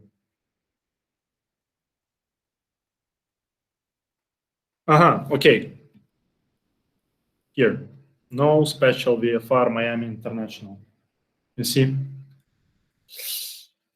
So it's and we can confirm it with this table, with this appendix delta for part 91 in federal regulations. So something like this. Okay, let's continue.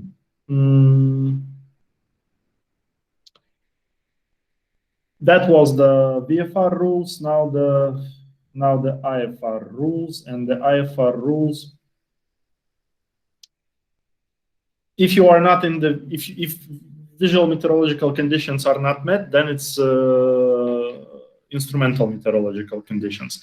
You can fly in instrumental meteorological conditions only if you have the rating for the instrumental rating. In order to fly this, you need to have rating. Then aircraft must be certified for international flight for instrumental flight rules operation. You must have the flight plan. But the main thing is, you need to have the special rating, and you need to pass the check ride. So it should be in your license that you are approved for the IR. But I mean, since we are here not obtaining the IR license, we can emit. And yes, if you are IFR, you can fly in VMC. That's obvious. I mean, it's not prohibited being IFR flying in VMC. So now the air traffic services. What types of air traffic services exist? It's a generic term, and but we distinguish main, let's say, participants in air traffic services. That can be a flight information, that can be alerting service, that can be aerodrome flight information service, and maybe air traffic control service. So this type of air traffic services are you may see in your flight career. This is applicable both for Europe and the US, because if you will go to the AIP of the United States in Route 1.1, there will be mentioning that air traffic rules and procedures applicable to class Alpha Bravo Charlie Delta Echo are conformal with Annex 11, which is, and European regulations are also conformal with Annex 11. So basically, we can interpolate this. So we have flight information service, we have alerting service, we have flight information, aerodrome flight information, and air traffic control. So where those you can meet.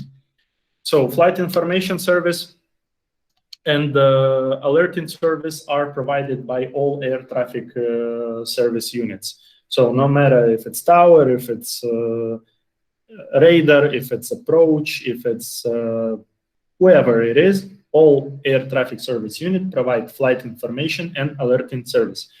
What does mean flight information service? As I said, notification about some active areas on your route, notification about weather deterioration, some notices of operational significance. So information relevant for the flight. What does mean alerting service? Alerting service is, in a simple words, that if something gonna happen with you, this air traffic services will alert the search and rescue services that you require assistance. Radical example: if you crashed or you made a forced landing, they will notify the rescue services to reach you and help you. Aerodrome flight information services. What are those? Those are air traffic services which are servicing for the uncontrolled aerodromes.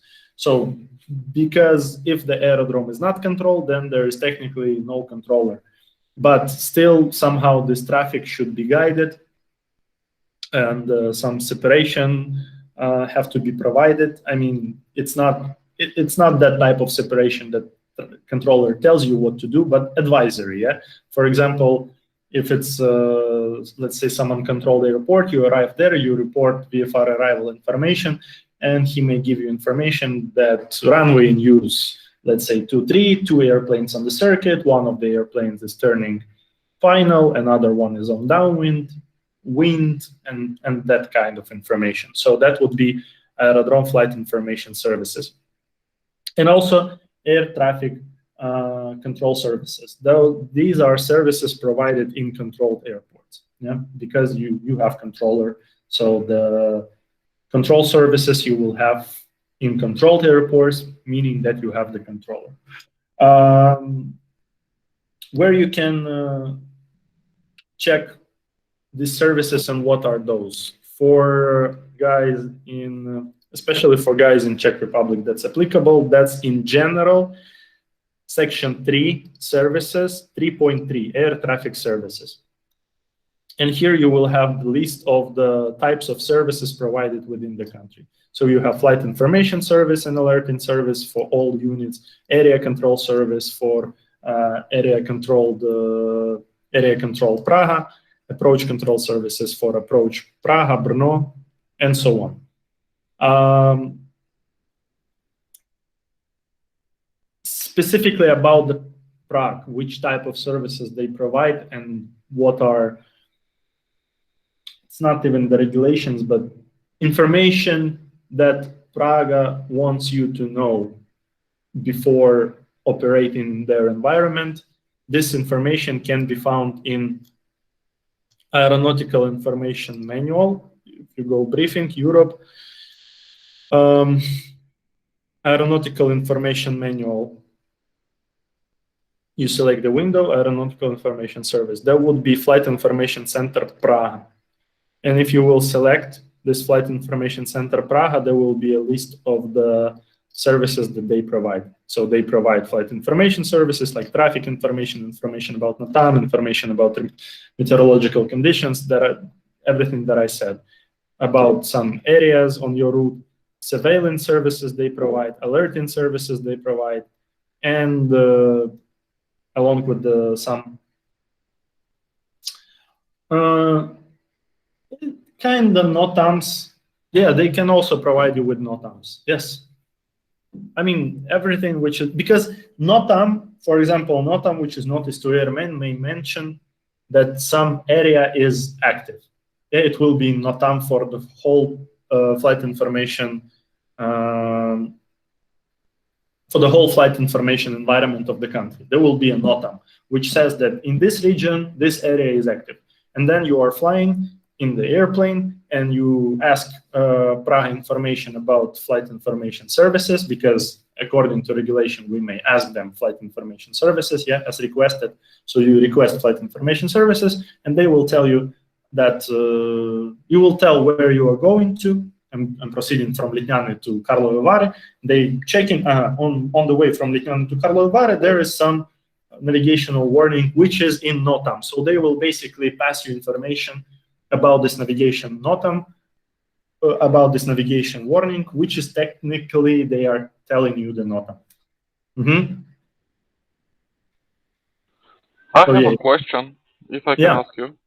Yeah. It's regarding the previous slide, not the previous one, but a few slides ago, about the VFR minimums.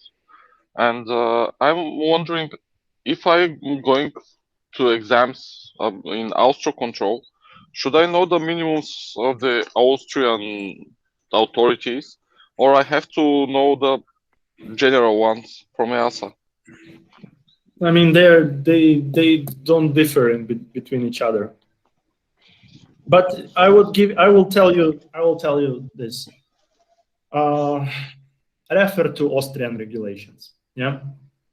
Because originally those tests for Austro control, they were made for people in Austria. So they are asking you regulation about the country where you are going to get the license. It's later on we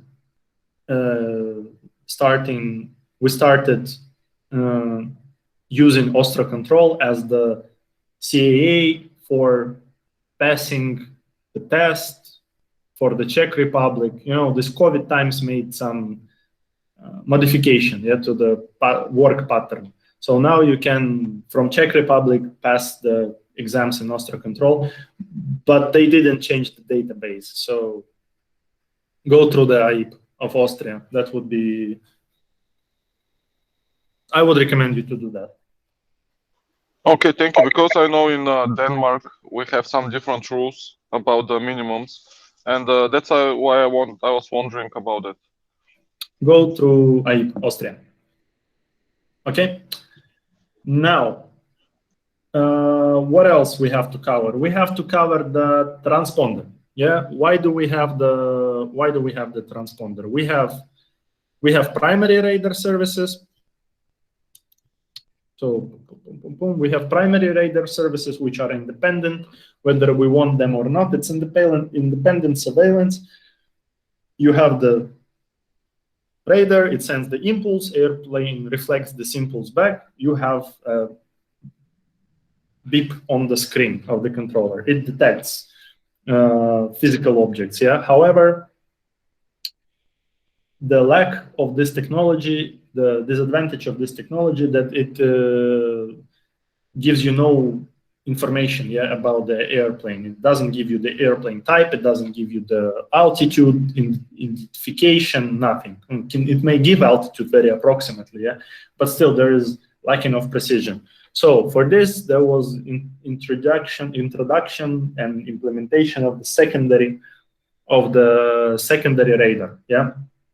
So secondary radar, which is the transponder, basically. So transponder, now we have interrogator on the airplane and the unit on the ground, which replies to this interrogation, which increases the precisionness of your identification and gives you the code signal with your squawk, with your call sign, with type of your airplane, with your heading, with your intended track. I mean, it depends. Yeah, there are different types of the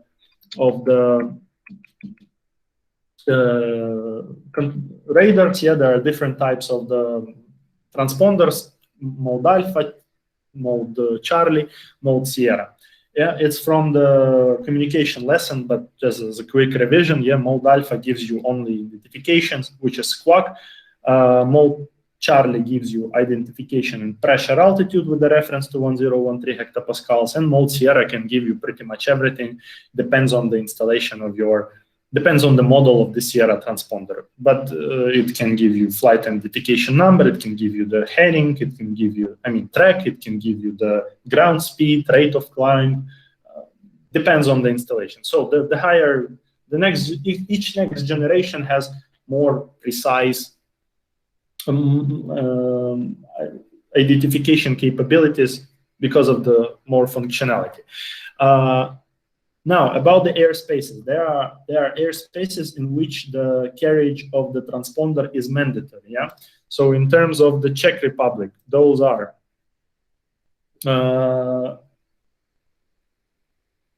carriage of and operation of the transponder is mandatory for both IFR and VFR flights in mode Sierra for IFR flights in flight information region Praga.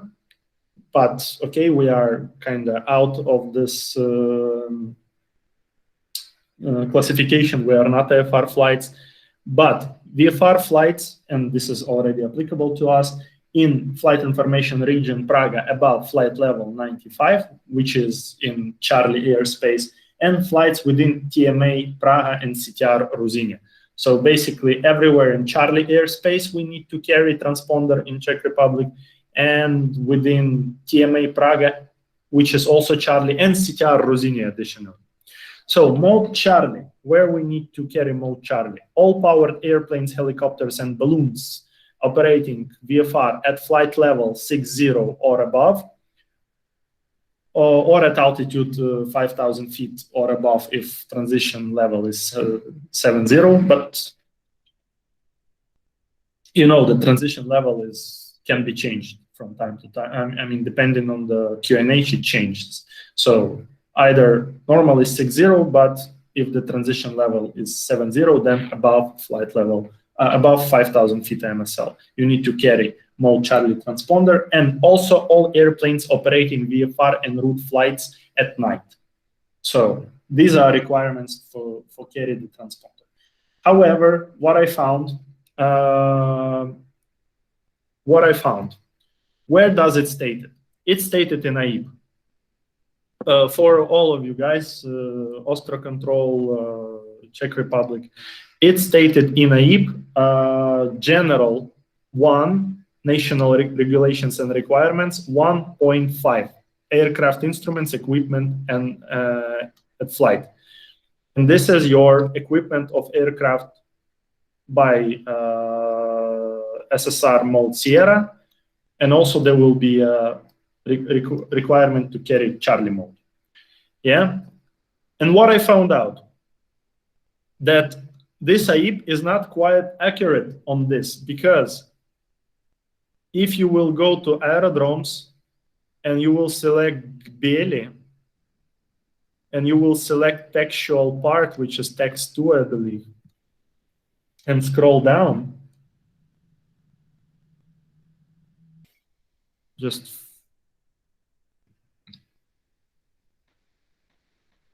conditions to entry CTR Ruzyně or military CTR GBL. Two-way radio contact, equipment with SSR transponder working in mode Alpha and Charlie. So, which is not among these regulations, which are also originating from AIP. So, what is the lesson? What is the lesson we have to carry out of it? That always check the airport where you are operating, even though in general the regulation for the whole country gives you this cases where you have to carry transponder. Then surprisingly, you can find in airport which is not in that list, you can find the requirement to carry transponder as well. So it's always changing and always updating. Refer to the airport of your intended operation. Yeah, always check the textual part of that aerodrome. Wherever you want to go, select the aerodrome text, and in text read about this aerodrome. So the same paragraph, I mean, applicable to Austria. In Austria and AIP, in general 1.5, you will find the requirement of carrying transponder in different airspaces of Austria. What about US? The transponder the transponder requirements for the United States are mentioned in these paragraphs of federal regulation 91.215 and 91.225. I didn't put them all here because there is a lot of text, and I recommend you guys to go through this to go through this regulation, because there are exclusions, like all aircrafts should carry an Alpha, Bravo, and Charlie, but then there are some exclusions. Okay, so at least you know where to find it. You also have in the United States the automatic dependent surveillance broadcast, ADSB feature, which you are required to carry since this year or the previous year. So this will be, the provisions about the ADSB will be found in paragraph 91, decimal 225. In general, after reading those paragraphs, what I summed up is that ADSB is required in the same places where more Charlie or Sierra transponders are required, within few exceptions. For example, class Echo airspace at and above 3,000 feet over the Gulf of Mexico, from the coastline of the United States out to 12 nautical miles. So I'm sorry, but this is regulations, and we need to read them. There is no way how to make it easier. But in general, ADSB is required everywhere where more Charlie and Sierra are required, and those are required apparently, I mean, in Alpha Bravo and Charlie airspaces. In Echo airspaces,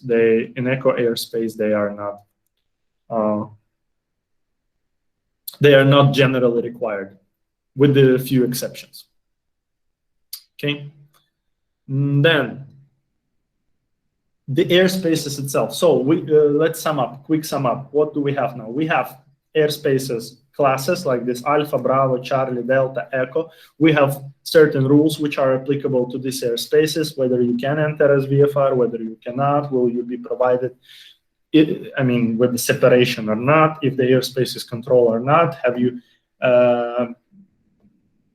have to carry the radio and operate it or not.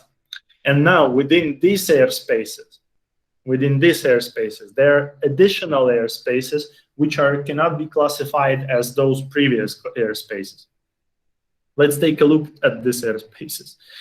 So we have certain areas: prohibited, restricted, danger areas. Let's check what are those and what are requirements of the operation in them. So we'll start with the prohibited areas. Prohibited areas, now we're speaking about the Czech Republic. Guys from the United States, your turn will be in 10-15 minutes. Prohibited areas in Czech Republic are marked as Lima Kilo Papa plus number. Description: airspace of defined dimension within which the flights of aircraft is prohibited, except few cases. If you are police flight, if you are emergency or medical service, search and rescue, and flight performing firefighting activity. But we are not any of them. So for us, as the VFR flights, prohibited is prohibited from entrance, which is pretty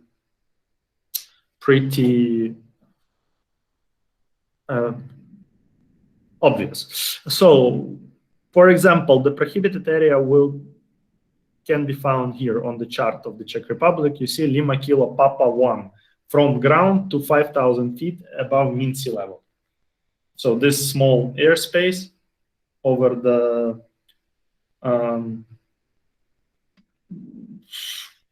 this governmental area is prohibited. So this is number one. Then restricted areas. Marking: Lima Kilo Romeo plus number. Airspace of defined dimension in which flights of airplanes flights are restricted when such airspace activated and no permission has been granted received from the air traffic service unit. So what does it mean? That you can enter restricted areas if you will have a permission from the appropriate air traffic service unit. What is the appropriate air traffic service unit? For this, we need to go to the AIP and figure out because it will not be mentioned on the chart. So for example, this Lima Kilo Romeo 3, Lima Kilo Romeo 3, airspace, where to find it? You go to AIP, it will be located in section en route. En route 5, navigation warnings, 5.1, prohibited, restricted, and danger areas. So you press on this, and here you have the list of these areas.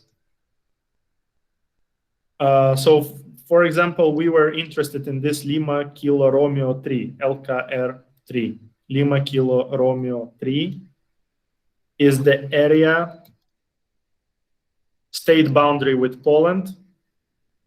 When it's active, when like the time frame for which is active, what are the flight restrictions, what are the entry conditions, and who is the user of this airspace.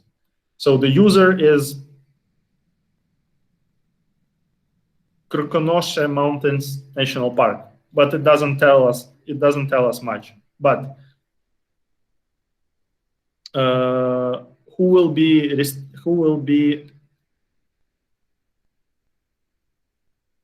in charge of this airspace?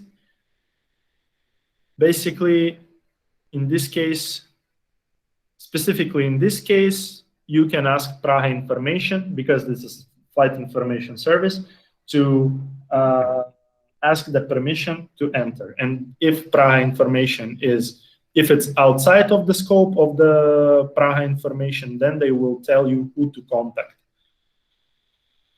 Sometimes they give you CAA, but you already, let's say you're already in flight. So who you will contact? CAA. It's in this case, if there is no certainty who to contact, you can ask the controller who is currently in charge. Sometimes, let's say here is Lima Kilo Romeo 9 Praga, and it gives you who to contact.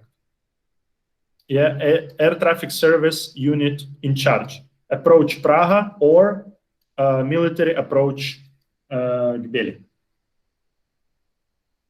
Yeah, so sometimes it's given, sometimes it's not.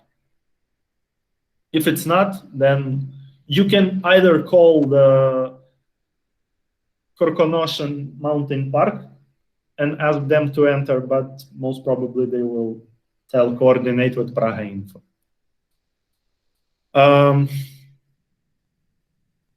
So what about this area? Did I forget something to say?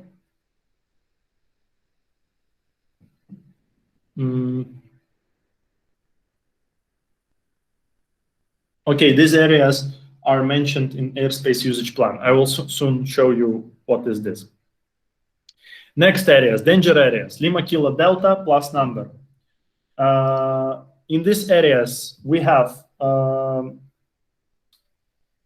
some activity which may be dangerous for the flight. For example, gas releasing, bomb disposal, or something. Can you enter? Yes, you can. There are no restrictions on entering that. So,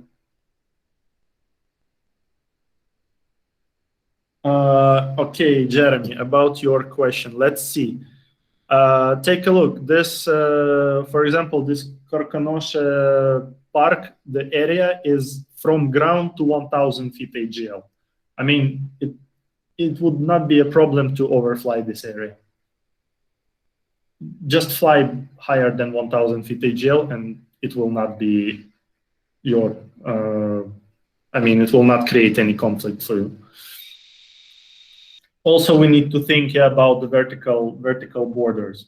On Czech VFR map, it's written on the chart itself. All those areas, like for example, this danger area, Lima Kilo Delta 7, from ground to flight level 95. Yeah, from ground to flight level 95, and you can enter this area, but is it feasible? Ask yourself, because, for example, if there is a let's check Lima Kilo Delta 7. What is this area? What is this area about?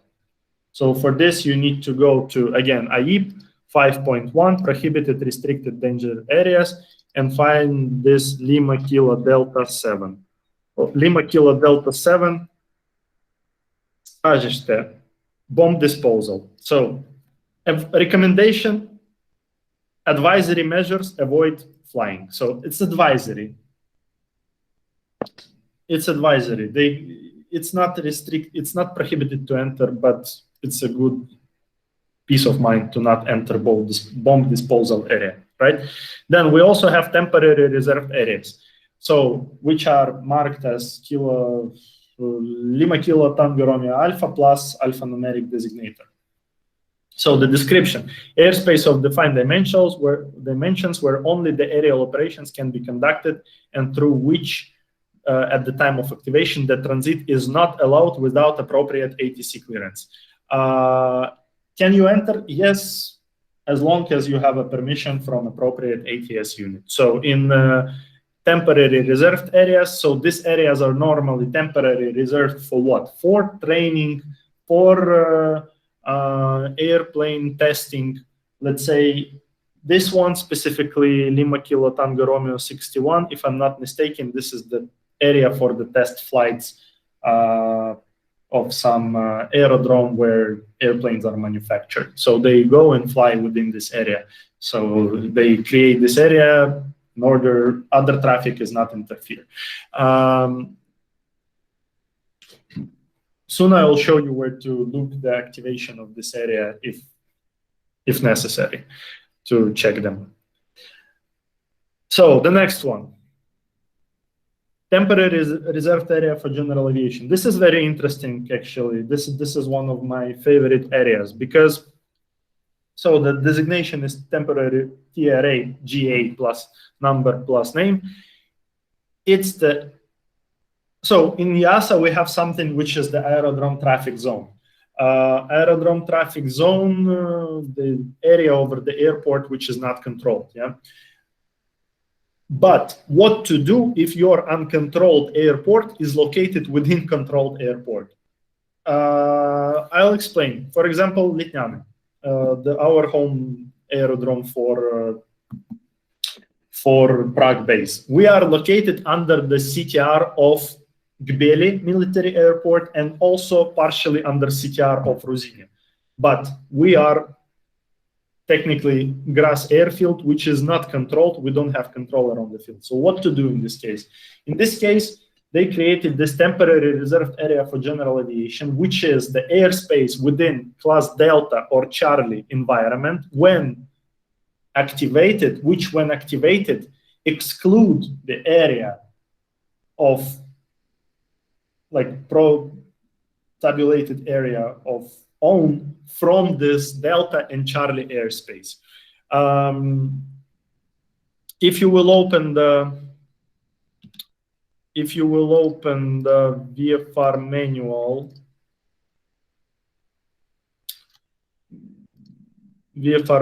of Czech Republic and select Lima Kilo Lima Tango,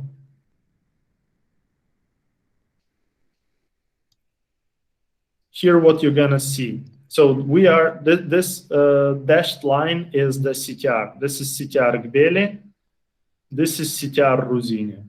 This is CTR Vodochody, but it doesn't affect us. And we are located technically within CTR Gbely because here is Gbely Air Base just behind the fence from us, from Litnyane.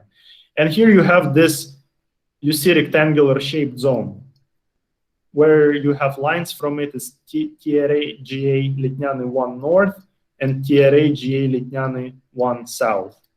TRA GA Litnyane 1 South. So this is area when Litnyane radio, the radio of Litnyane, the office of Litnyane is active, this area is also active, and the area depicted by this rectangular shapes becomes class Golf. So when, simply saying, when Litnyane radio is working, Litnyane is class Golf airspace.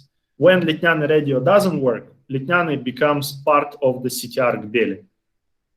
And if you want to land, you need to coordinate this with Gbeli.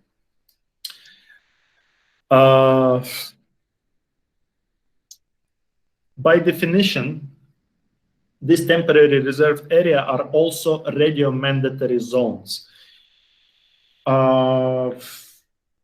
These areas are located, they are tabulated in en route section 5.5, aerial spotting and recreational activities. You will find the list of all TRGA in Czech Republic in this section.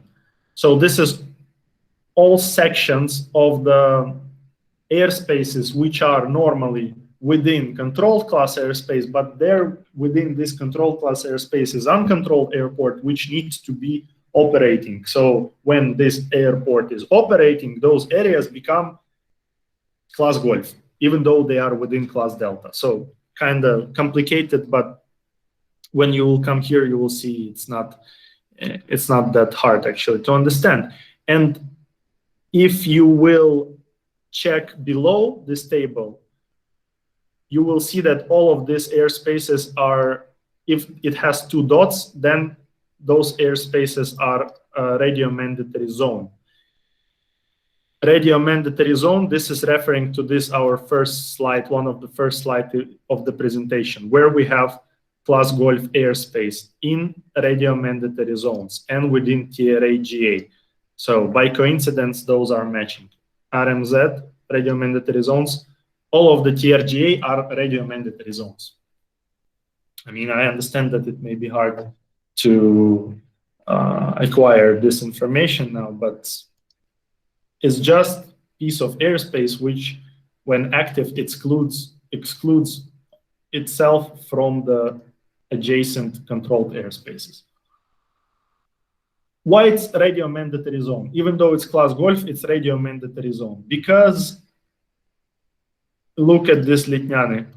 How you will be able to enter this Litnyany without radio? Because this rectangular shapes area, they are class Golf when Litnyany are working. But in order to reach them, you need to go through the controlled airspace, which is Delta, which requires two-way radio communication and carriage of the radio on board. So this is why they are radio mandatory zones.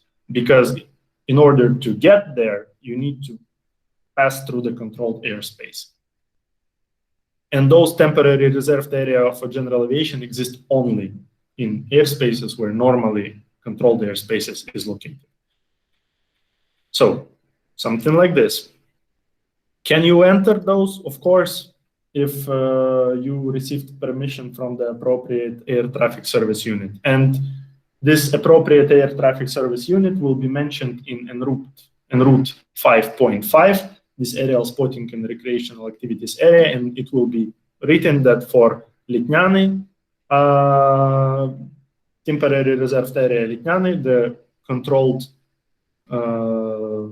appropriate ATS unit who you need to contact in order to seek for the approval is Gbeli, because we are located in Gbeli CTR.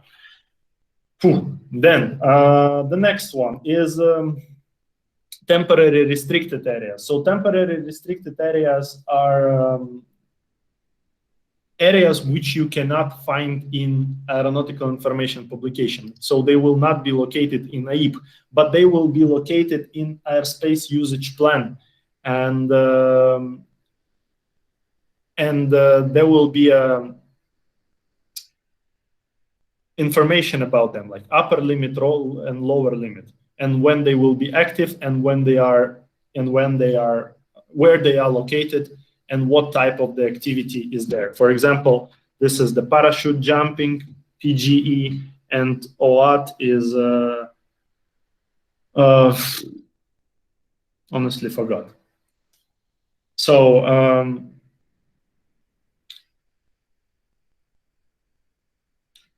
so they are not located in AIP, so we cannot check them in AIP. What are those? But they are mentioned in airspace usage plan. For this, I will show you this airspace usage plan, where it's located and why we need this. So on the briefing section, of the main page of the Flying Academy, you have this AUP, Airspace Usage Plan. You click on it, you select English version, and you will have two types of the usage plan, the current one and the next one. So in our case, next one starts from the 6 UTC of the next day. And in this airspace usage plan, you will have all airspaces which are planned to be active at the certain time, and the time will be given there. So for example, valid AUP, so what airspaces are active now? It's now we are speaking about this temporary segregated, temporary reserved areas, yet not classes Alpha, Bravo, Delta, Charlie. Those are permanently active. We are speaking about the. Okay, there is only one. You see, there is nothing is active now. Basically, only one area, which is temporary restricted area, because temporary restricted area, they are mentioned in the amendment F of the AUP.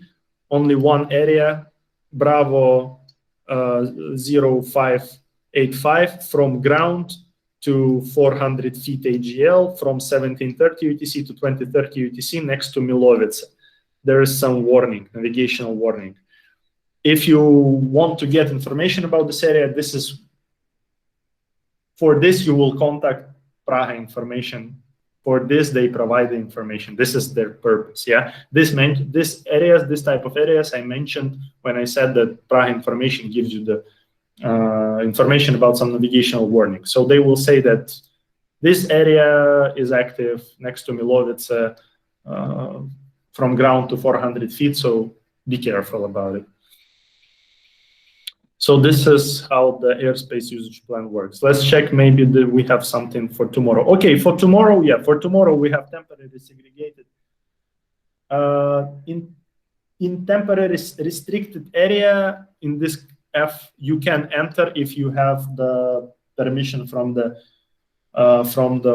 appropriate ATS unit, and in your case, it will be Praha Info because you don't know who exactly is responsible for it. So you will ask Praha Info, and Praha Info, which is Flight Information Service, will either allow you to enter, or they will call to authority who is coordinating this area, and they will ask for approval and then give it approval to you. You will not even notice that they called somewhere. Yeah, they will make it behind the scenes. Or they will tell you who to contact in order to seek the approval to enter this area. Yeah, and yeah, so for tomorrow we have this set of areas active. But what I wanted to show you guys for the Czech Republic is that everything is cool if we are going step by step through the AIP, then through the airspace usage plan. But luckily, what we have in Czech Republic is the AIS View application. And this AIS View application gives you the view of the whole airspaces and whether they will be active or not in the future, along with the information relevant to this airspace. So this is the general layout of the airspaces of the Czech Republic. Here you have the calendar option. You can select, let's say, let's select English.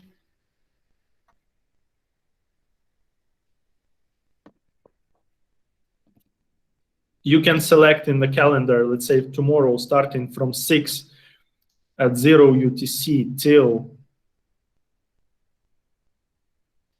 like for the whole day, for the whole tomorrow day. You see, some areas become active. They become colored. They were not colored before. You can,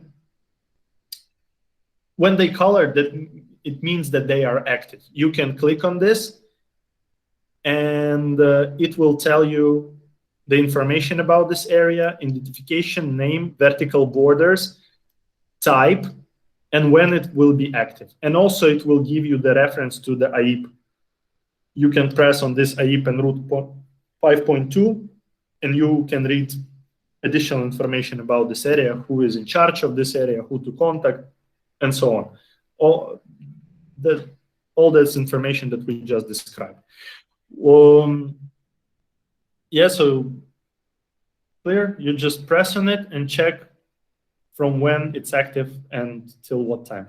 What is the good thing about this application? That you can study all the airspaces using this application. It's not some random application made by some enthusiast. It's a governmental, you can even see here, Regional Leteckého provozu, so it's made by this aeronautical services, official aeronautical services of the Czech Republic. You can study all the airspaces by using this application. For example, what is this airspace? This airspace is both TMA Vadachody and TMA Prague in this area.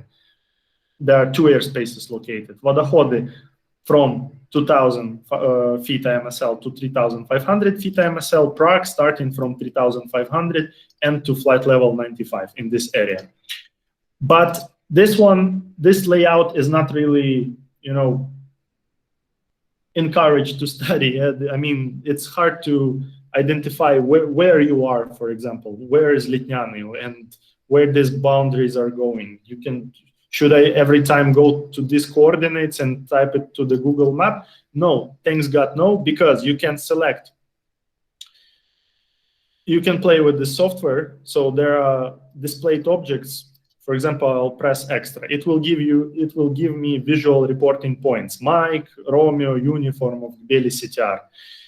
And I can select layers and select, let's say, ICAO layer. So it will give me VFR chart of the Czech Republic, and those airspaces would be layered above.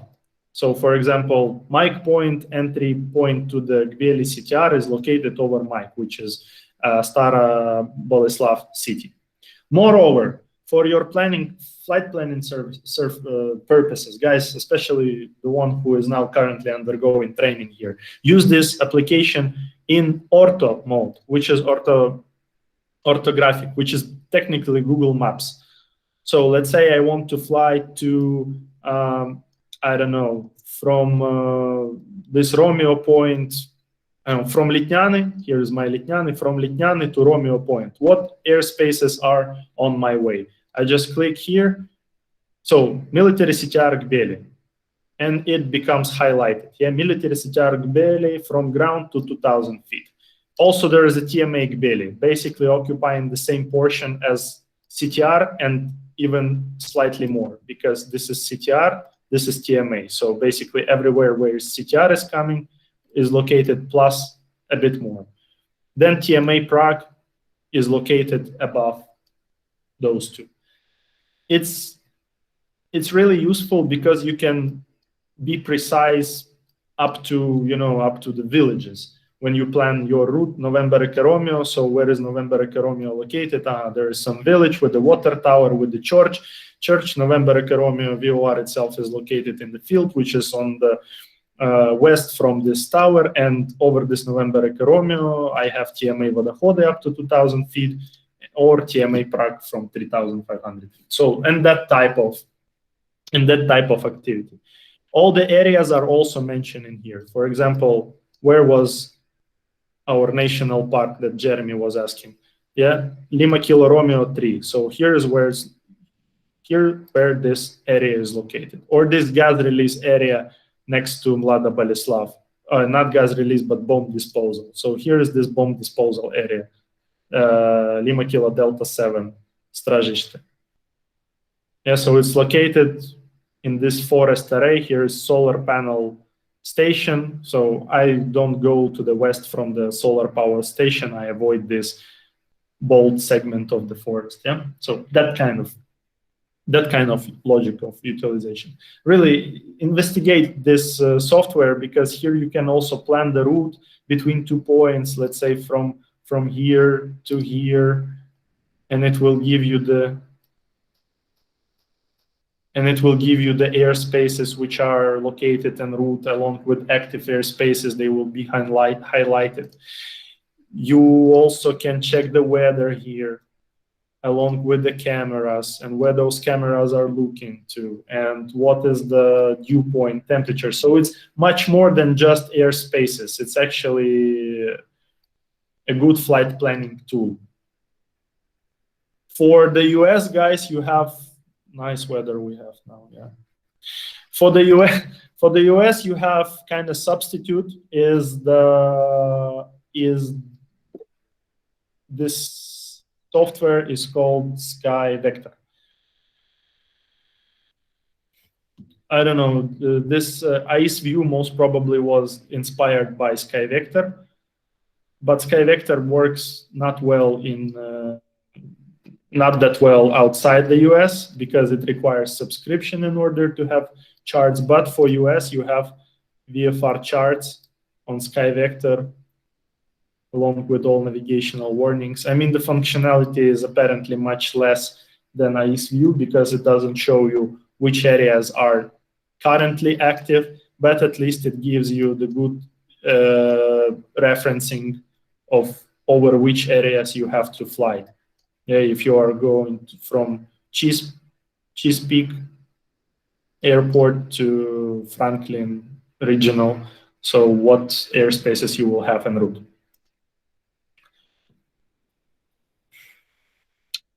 Now,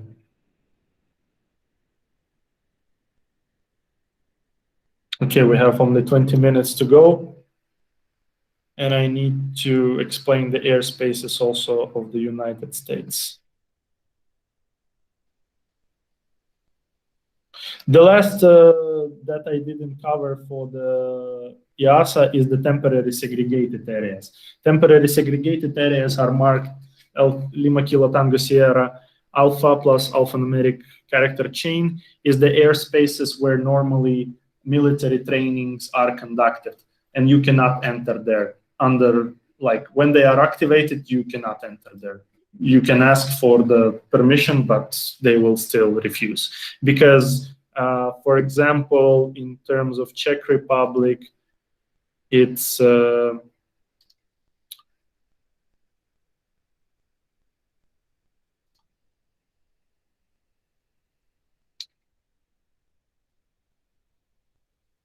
one second. We have temporary segregated area here. Lima Kilo Tango Sierra Alpha 26 Pavavin. So it's has relatively small borders from 300 feet AGL to 1,000 feet AGL, but it's quite long, and it's always on your way when you are going from Brno to Prague. You cannot enter there when it's active. If it's active, it will be highlighted.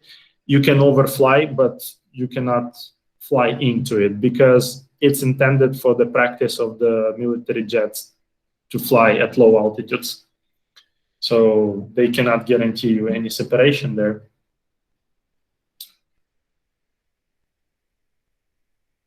You mean if those airspaces change? Yeah, of course. You just half of the country, in this case, not half of the country, but eastern part of the country is just restricted area, prohibited area. Civilian airplanes are prohibited to operate from ground to flight level, God knows which, up to space. After Malaysia, because before Malaysia, Boeing, there was prohibition of airspace usage from ground to flight level 220, something like this, or flight level 300. So there was still some commercial air traffic passing over this territory, but after Buk incident, they closed the airspace for, I even don't know till what flight level. Apparently something like flight level 6 something.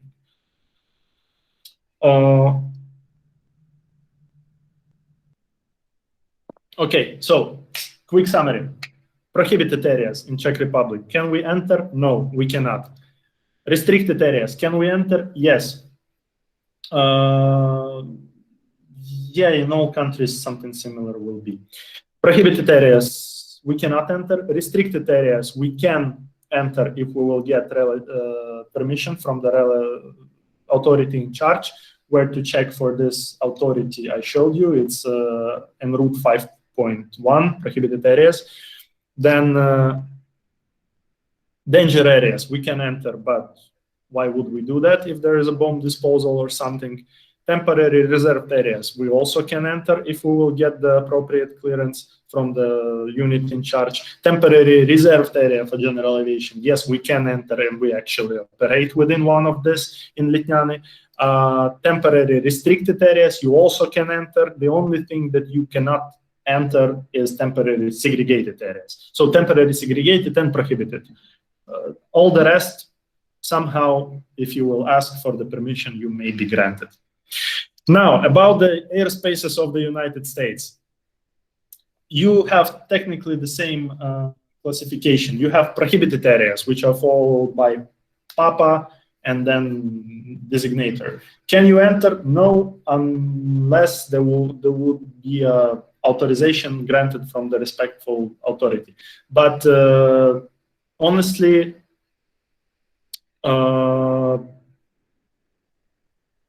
I mean, you can try, but most probably you will not be granted, because otherwise, why it would be prohibited. So prohibited areas. This is number one. Pay attention that on VFR charts of the United States, you don't have vertical borders of this prohibited area. So you have here prohibited area, here you have restricted area, and there is no vertical borders. So how we should manage this in this situation? It actually will be mentioned on your VFR chart somewhere aside. Here you have the list of all the areas which are contained on this chart. And there will be a altitude restriction, time of the use, the controlling agency, who is in charge for this area. For example, is there any prohibited? On Miami chart, restricted, restricted, restricted. No, I don't see prohibited.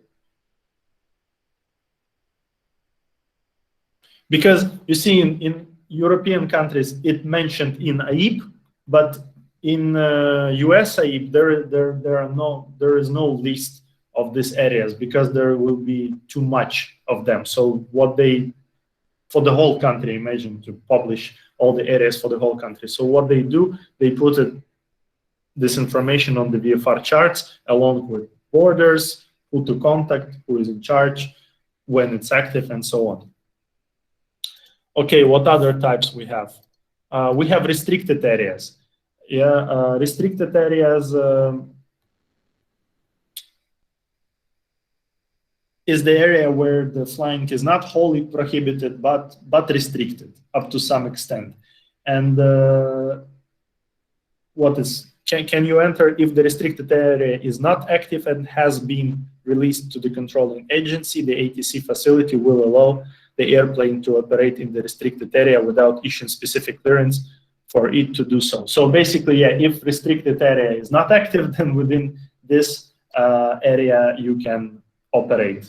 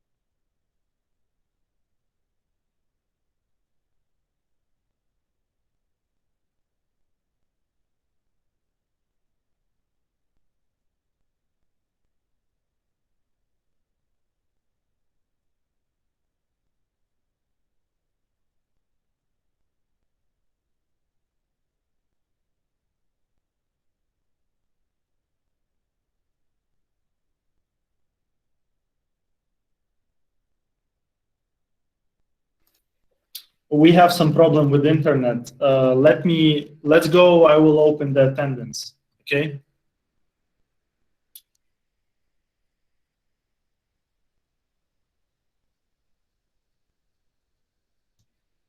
So proceed for your classwork link. Do you hear me now?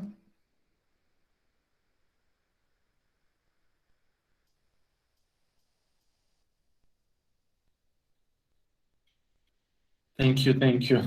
So I'm opening the attendance. And while attendance is open, I will continue about the airspaces. So we have few of them left. I'll try to make it as soon as possible. So restricted areas,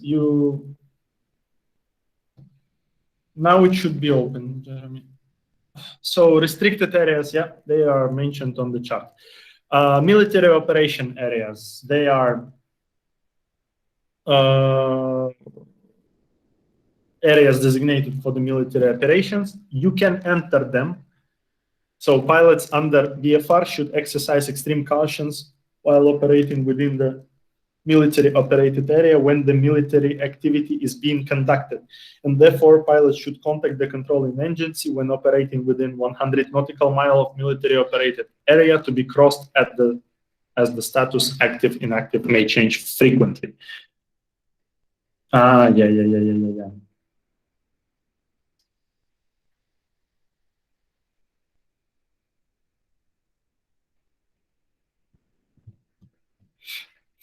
So military operating area. So long story short, even though the flying through the military operated area is not prohibited for the civilian traffic, it's a very bad idea due to dynamic operation in these areas. Yeah, so plus you need to contact anyway to check whether it's active or not. So then what other type we have? Alerting areas. So the alerting areas are the areas that may contain high volume of the pilot training or unusual type of aerial activity. This is something that would be good to have in any country. Yeah, for example, training areas even here in Czech Republic, because all of the flight schools and private air clubs, we are basically training within one area between Mike and November Romeo. So it would be, even though all locals know about it, for guys who are flying en route and crossing this airspace, it would be a good idea to put something like this alerting area as you guys have in USA. So can you enter this alerting areas? Yes, of course you can, but you need to exercise extreme cautiousness because you are operating in the area of the high congestion. You also have warning areas. The warning areas are basically the airspace of that extending 3 nautical miles outward from the coast of the United States, and that contains activity that may be hazardous to non-participating airplane. What is the non-participating airplane under these circumstances? Is the aircraft for which you have separation responsibility and which have not been authorized by using agency to operate through the special use airspace. So actually air traffic control assigned airspace is attendance. Okay.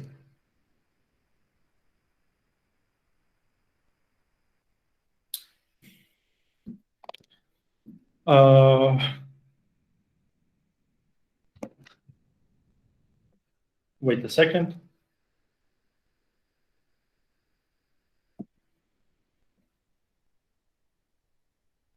So basically, is the area that extends 3 nautical miles outward from the United States coast. This is the warning area. As some countries have warning areas at their national boundaries. Also, you have controlled firefighting areas, which doesn't have any markings, and also what? Can you enter it? Yes.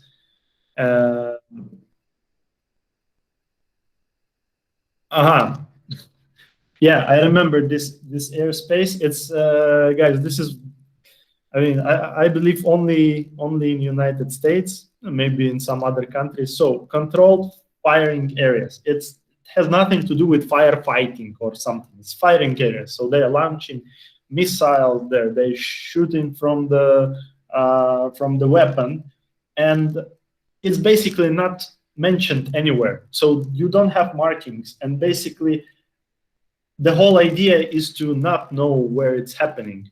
And you can enter, and this is the distinguishable feature of the control firing areas, that once the airplane which enters this controlled firing area enters this area ceases to exist. So you will not even know that they were doing something. So there are apparently military guys that are sitting, they have radar, they are monitoring the primary radar most probably. They are monitoring all the traffic, which is have transponder, doesn't have transponder. So they just monitor the airspace. If someone approaching this area, the area ceases to operate. So they will just wait until you will go out of this area, and then they will continue shooting their guns.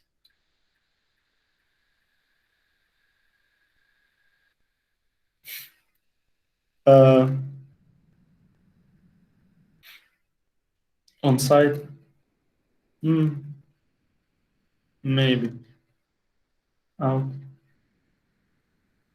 Yeah, so basically you will not even know that you were flying through it. And then what we have, national security area, this apparently the last one we have for us today, is the areas at the established locations where there's a requirement for increased security and safety ground of safety of the ground facilities. Sorry guys, I already start missing some words.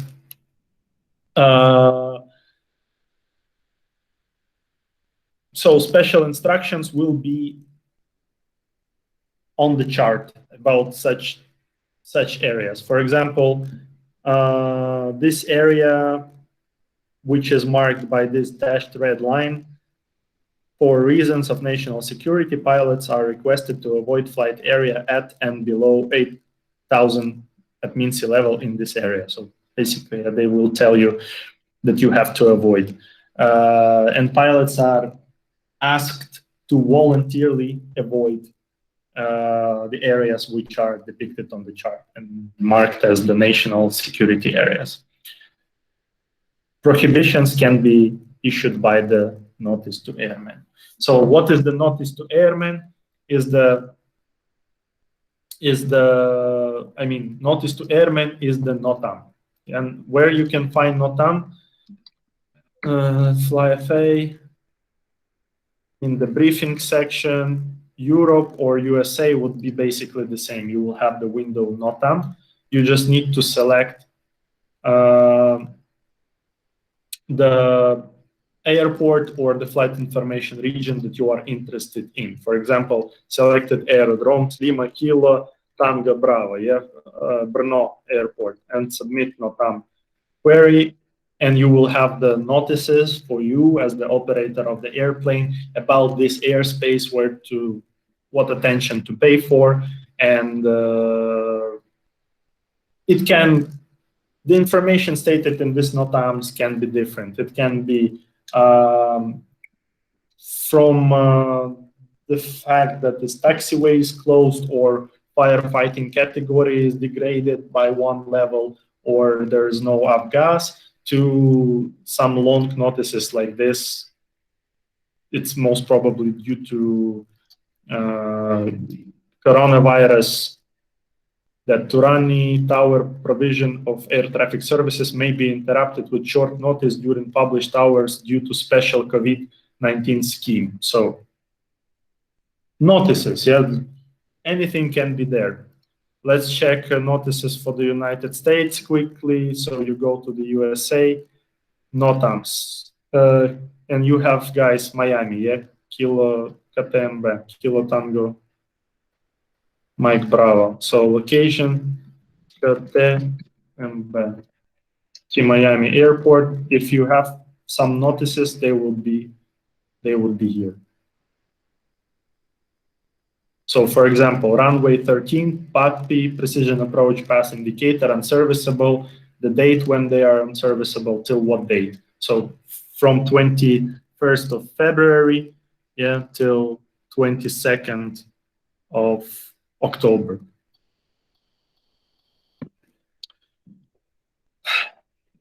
So something like this. I mean, I was trying to fit as much as possible within this lesson. Guys, for the United States, again, for you have prohibited areas which you cannot enter until you will ask for the requirement. Where to ask requirement? Look at the chart, who is in charge.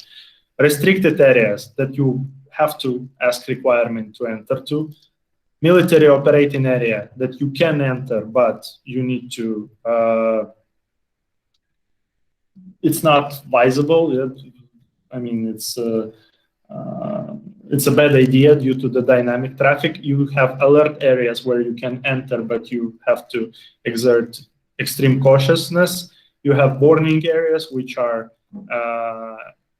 3 airspaces that extend 3 nautical miles from the US coast. You have controlled firing areas, which exist, but you will never know about them because they will cease to operate as soon as you will appear there. And you have national security areas, which they kindly ask you to overfly due to the national security considerations. So basically, this is it.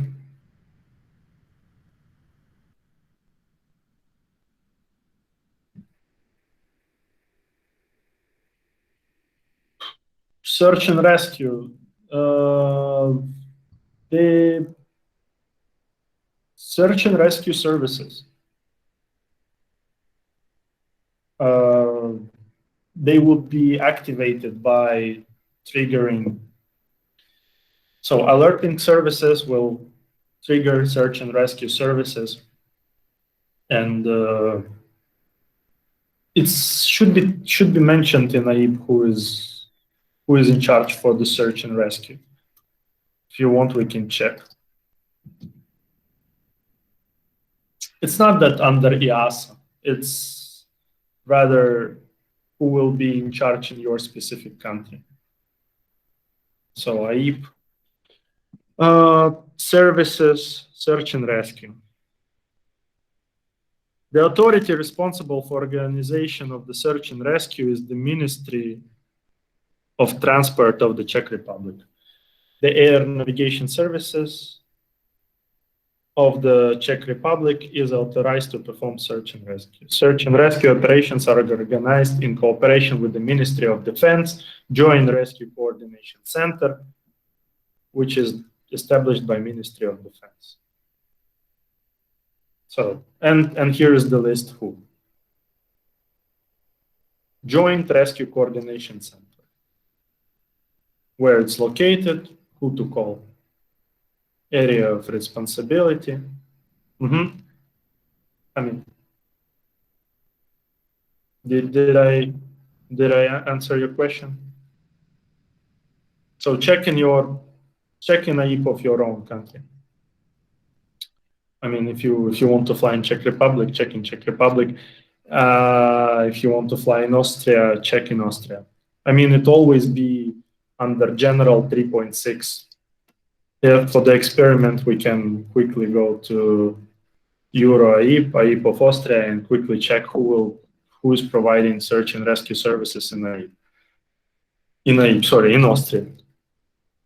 Digital AIP of Austria, current version of AIP. No, police and military, yeah. In general, yes. 3.6 search and rescue. So in Austria,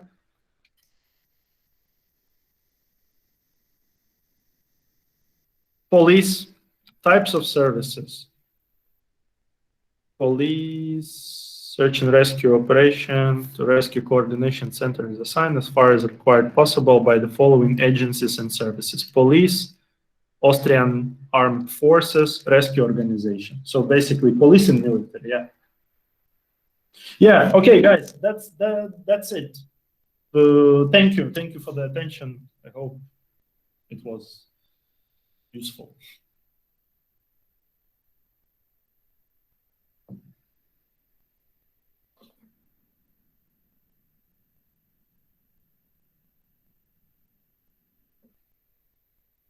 Thank you.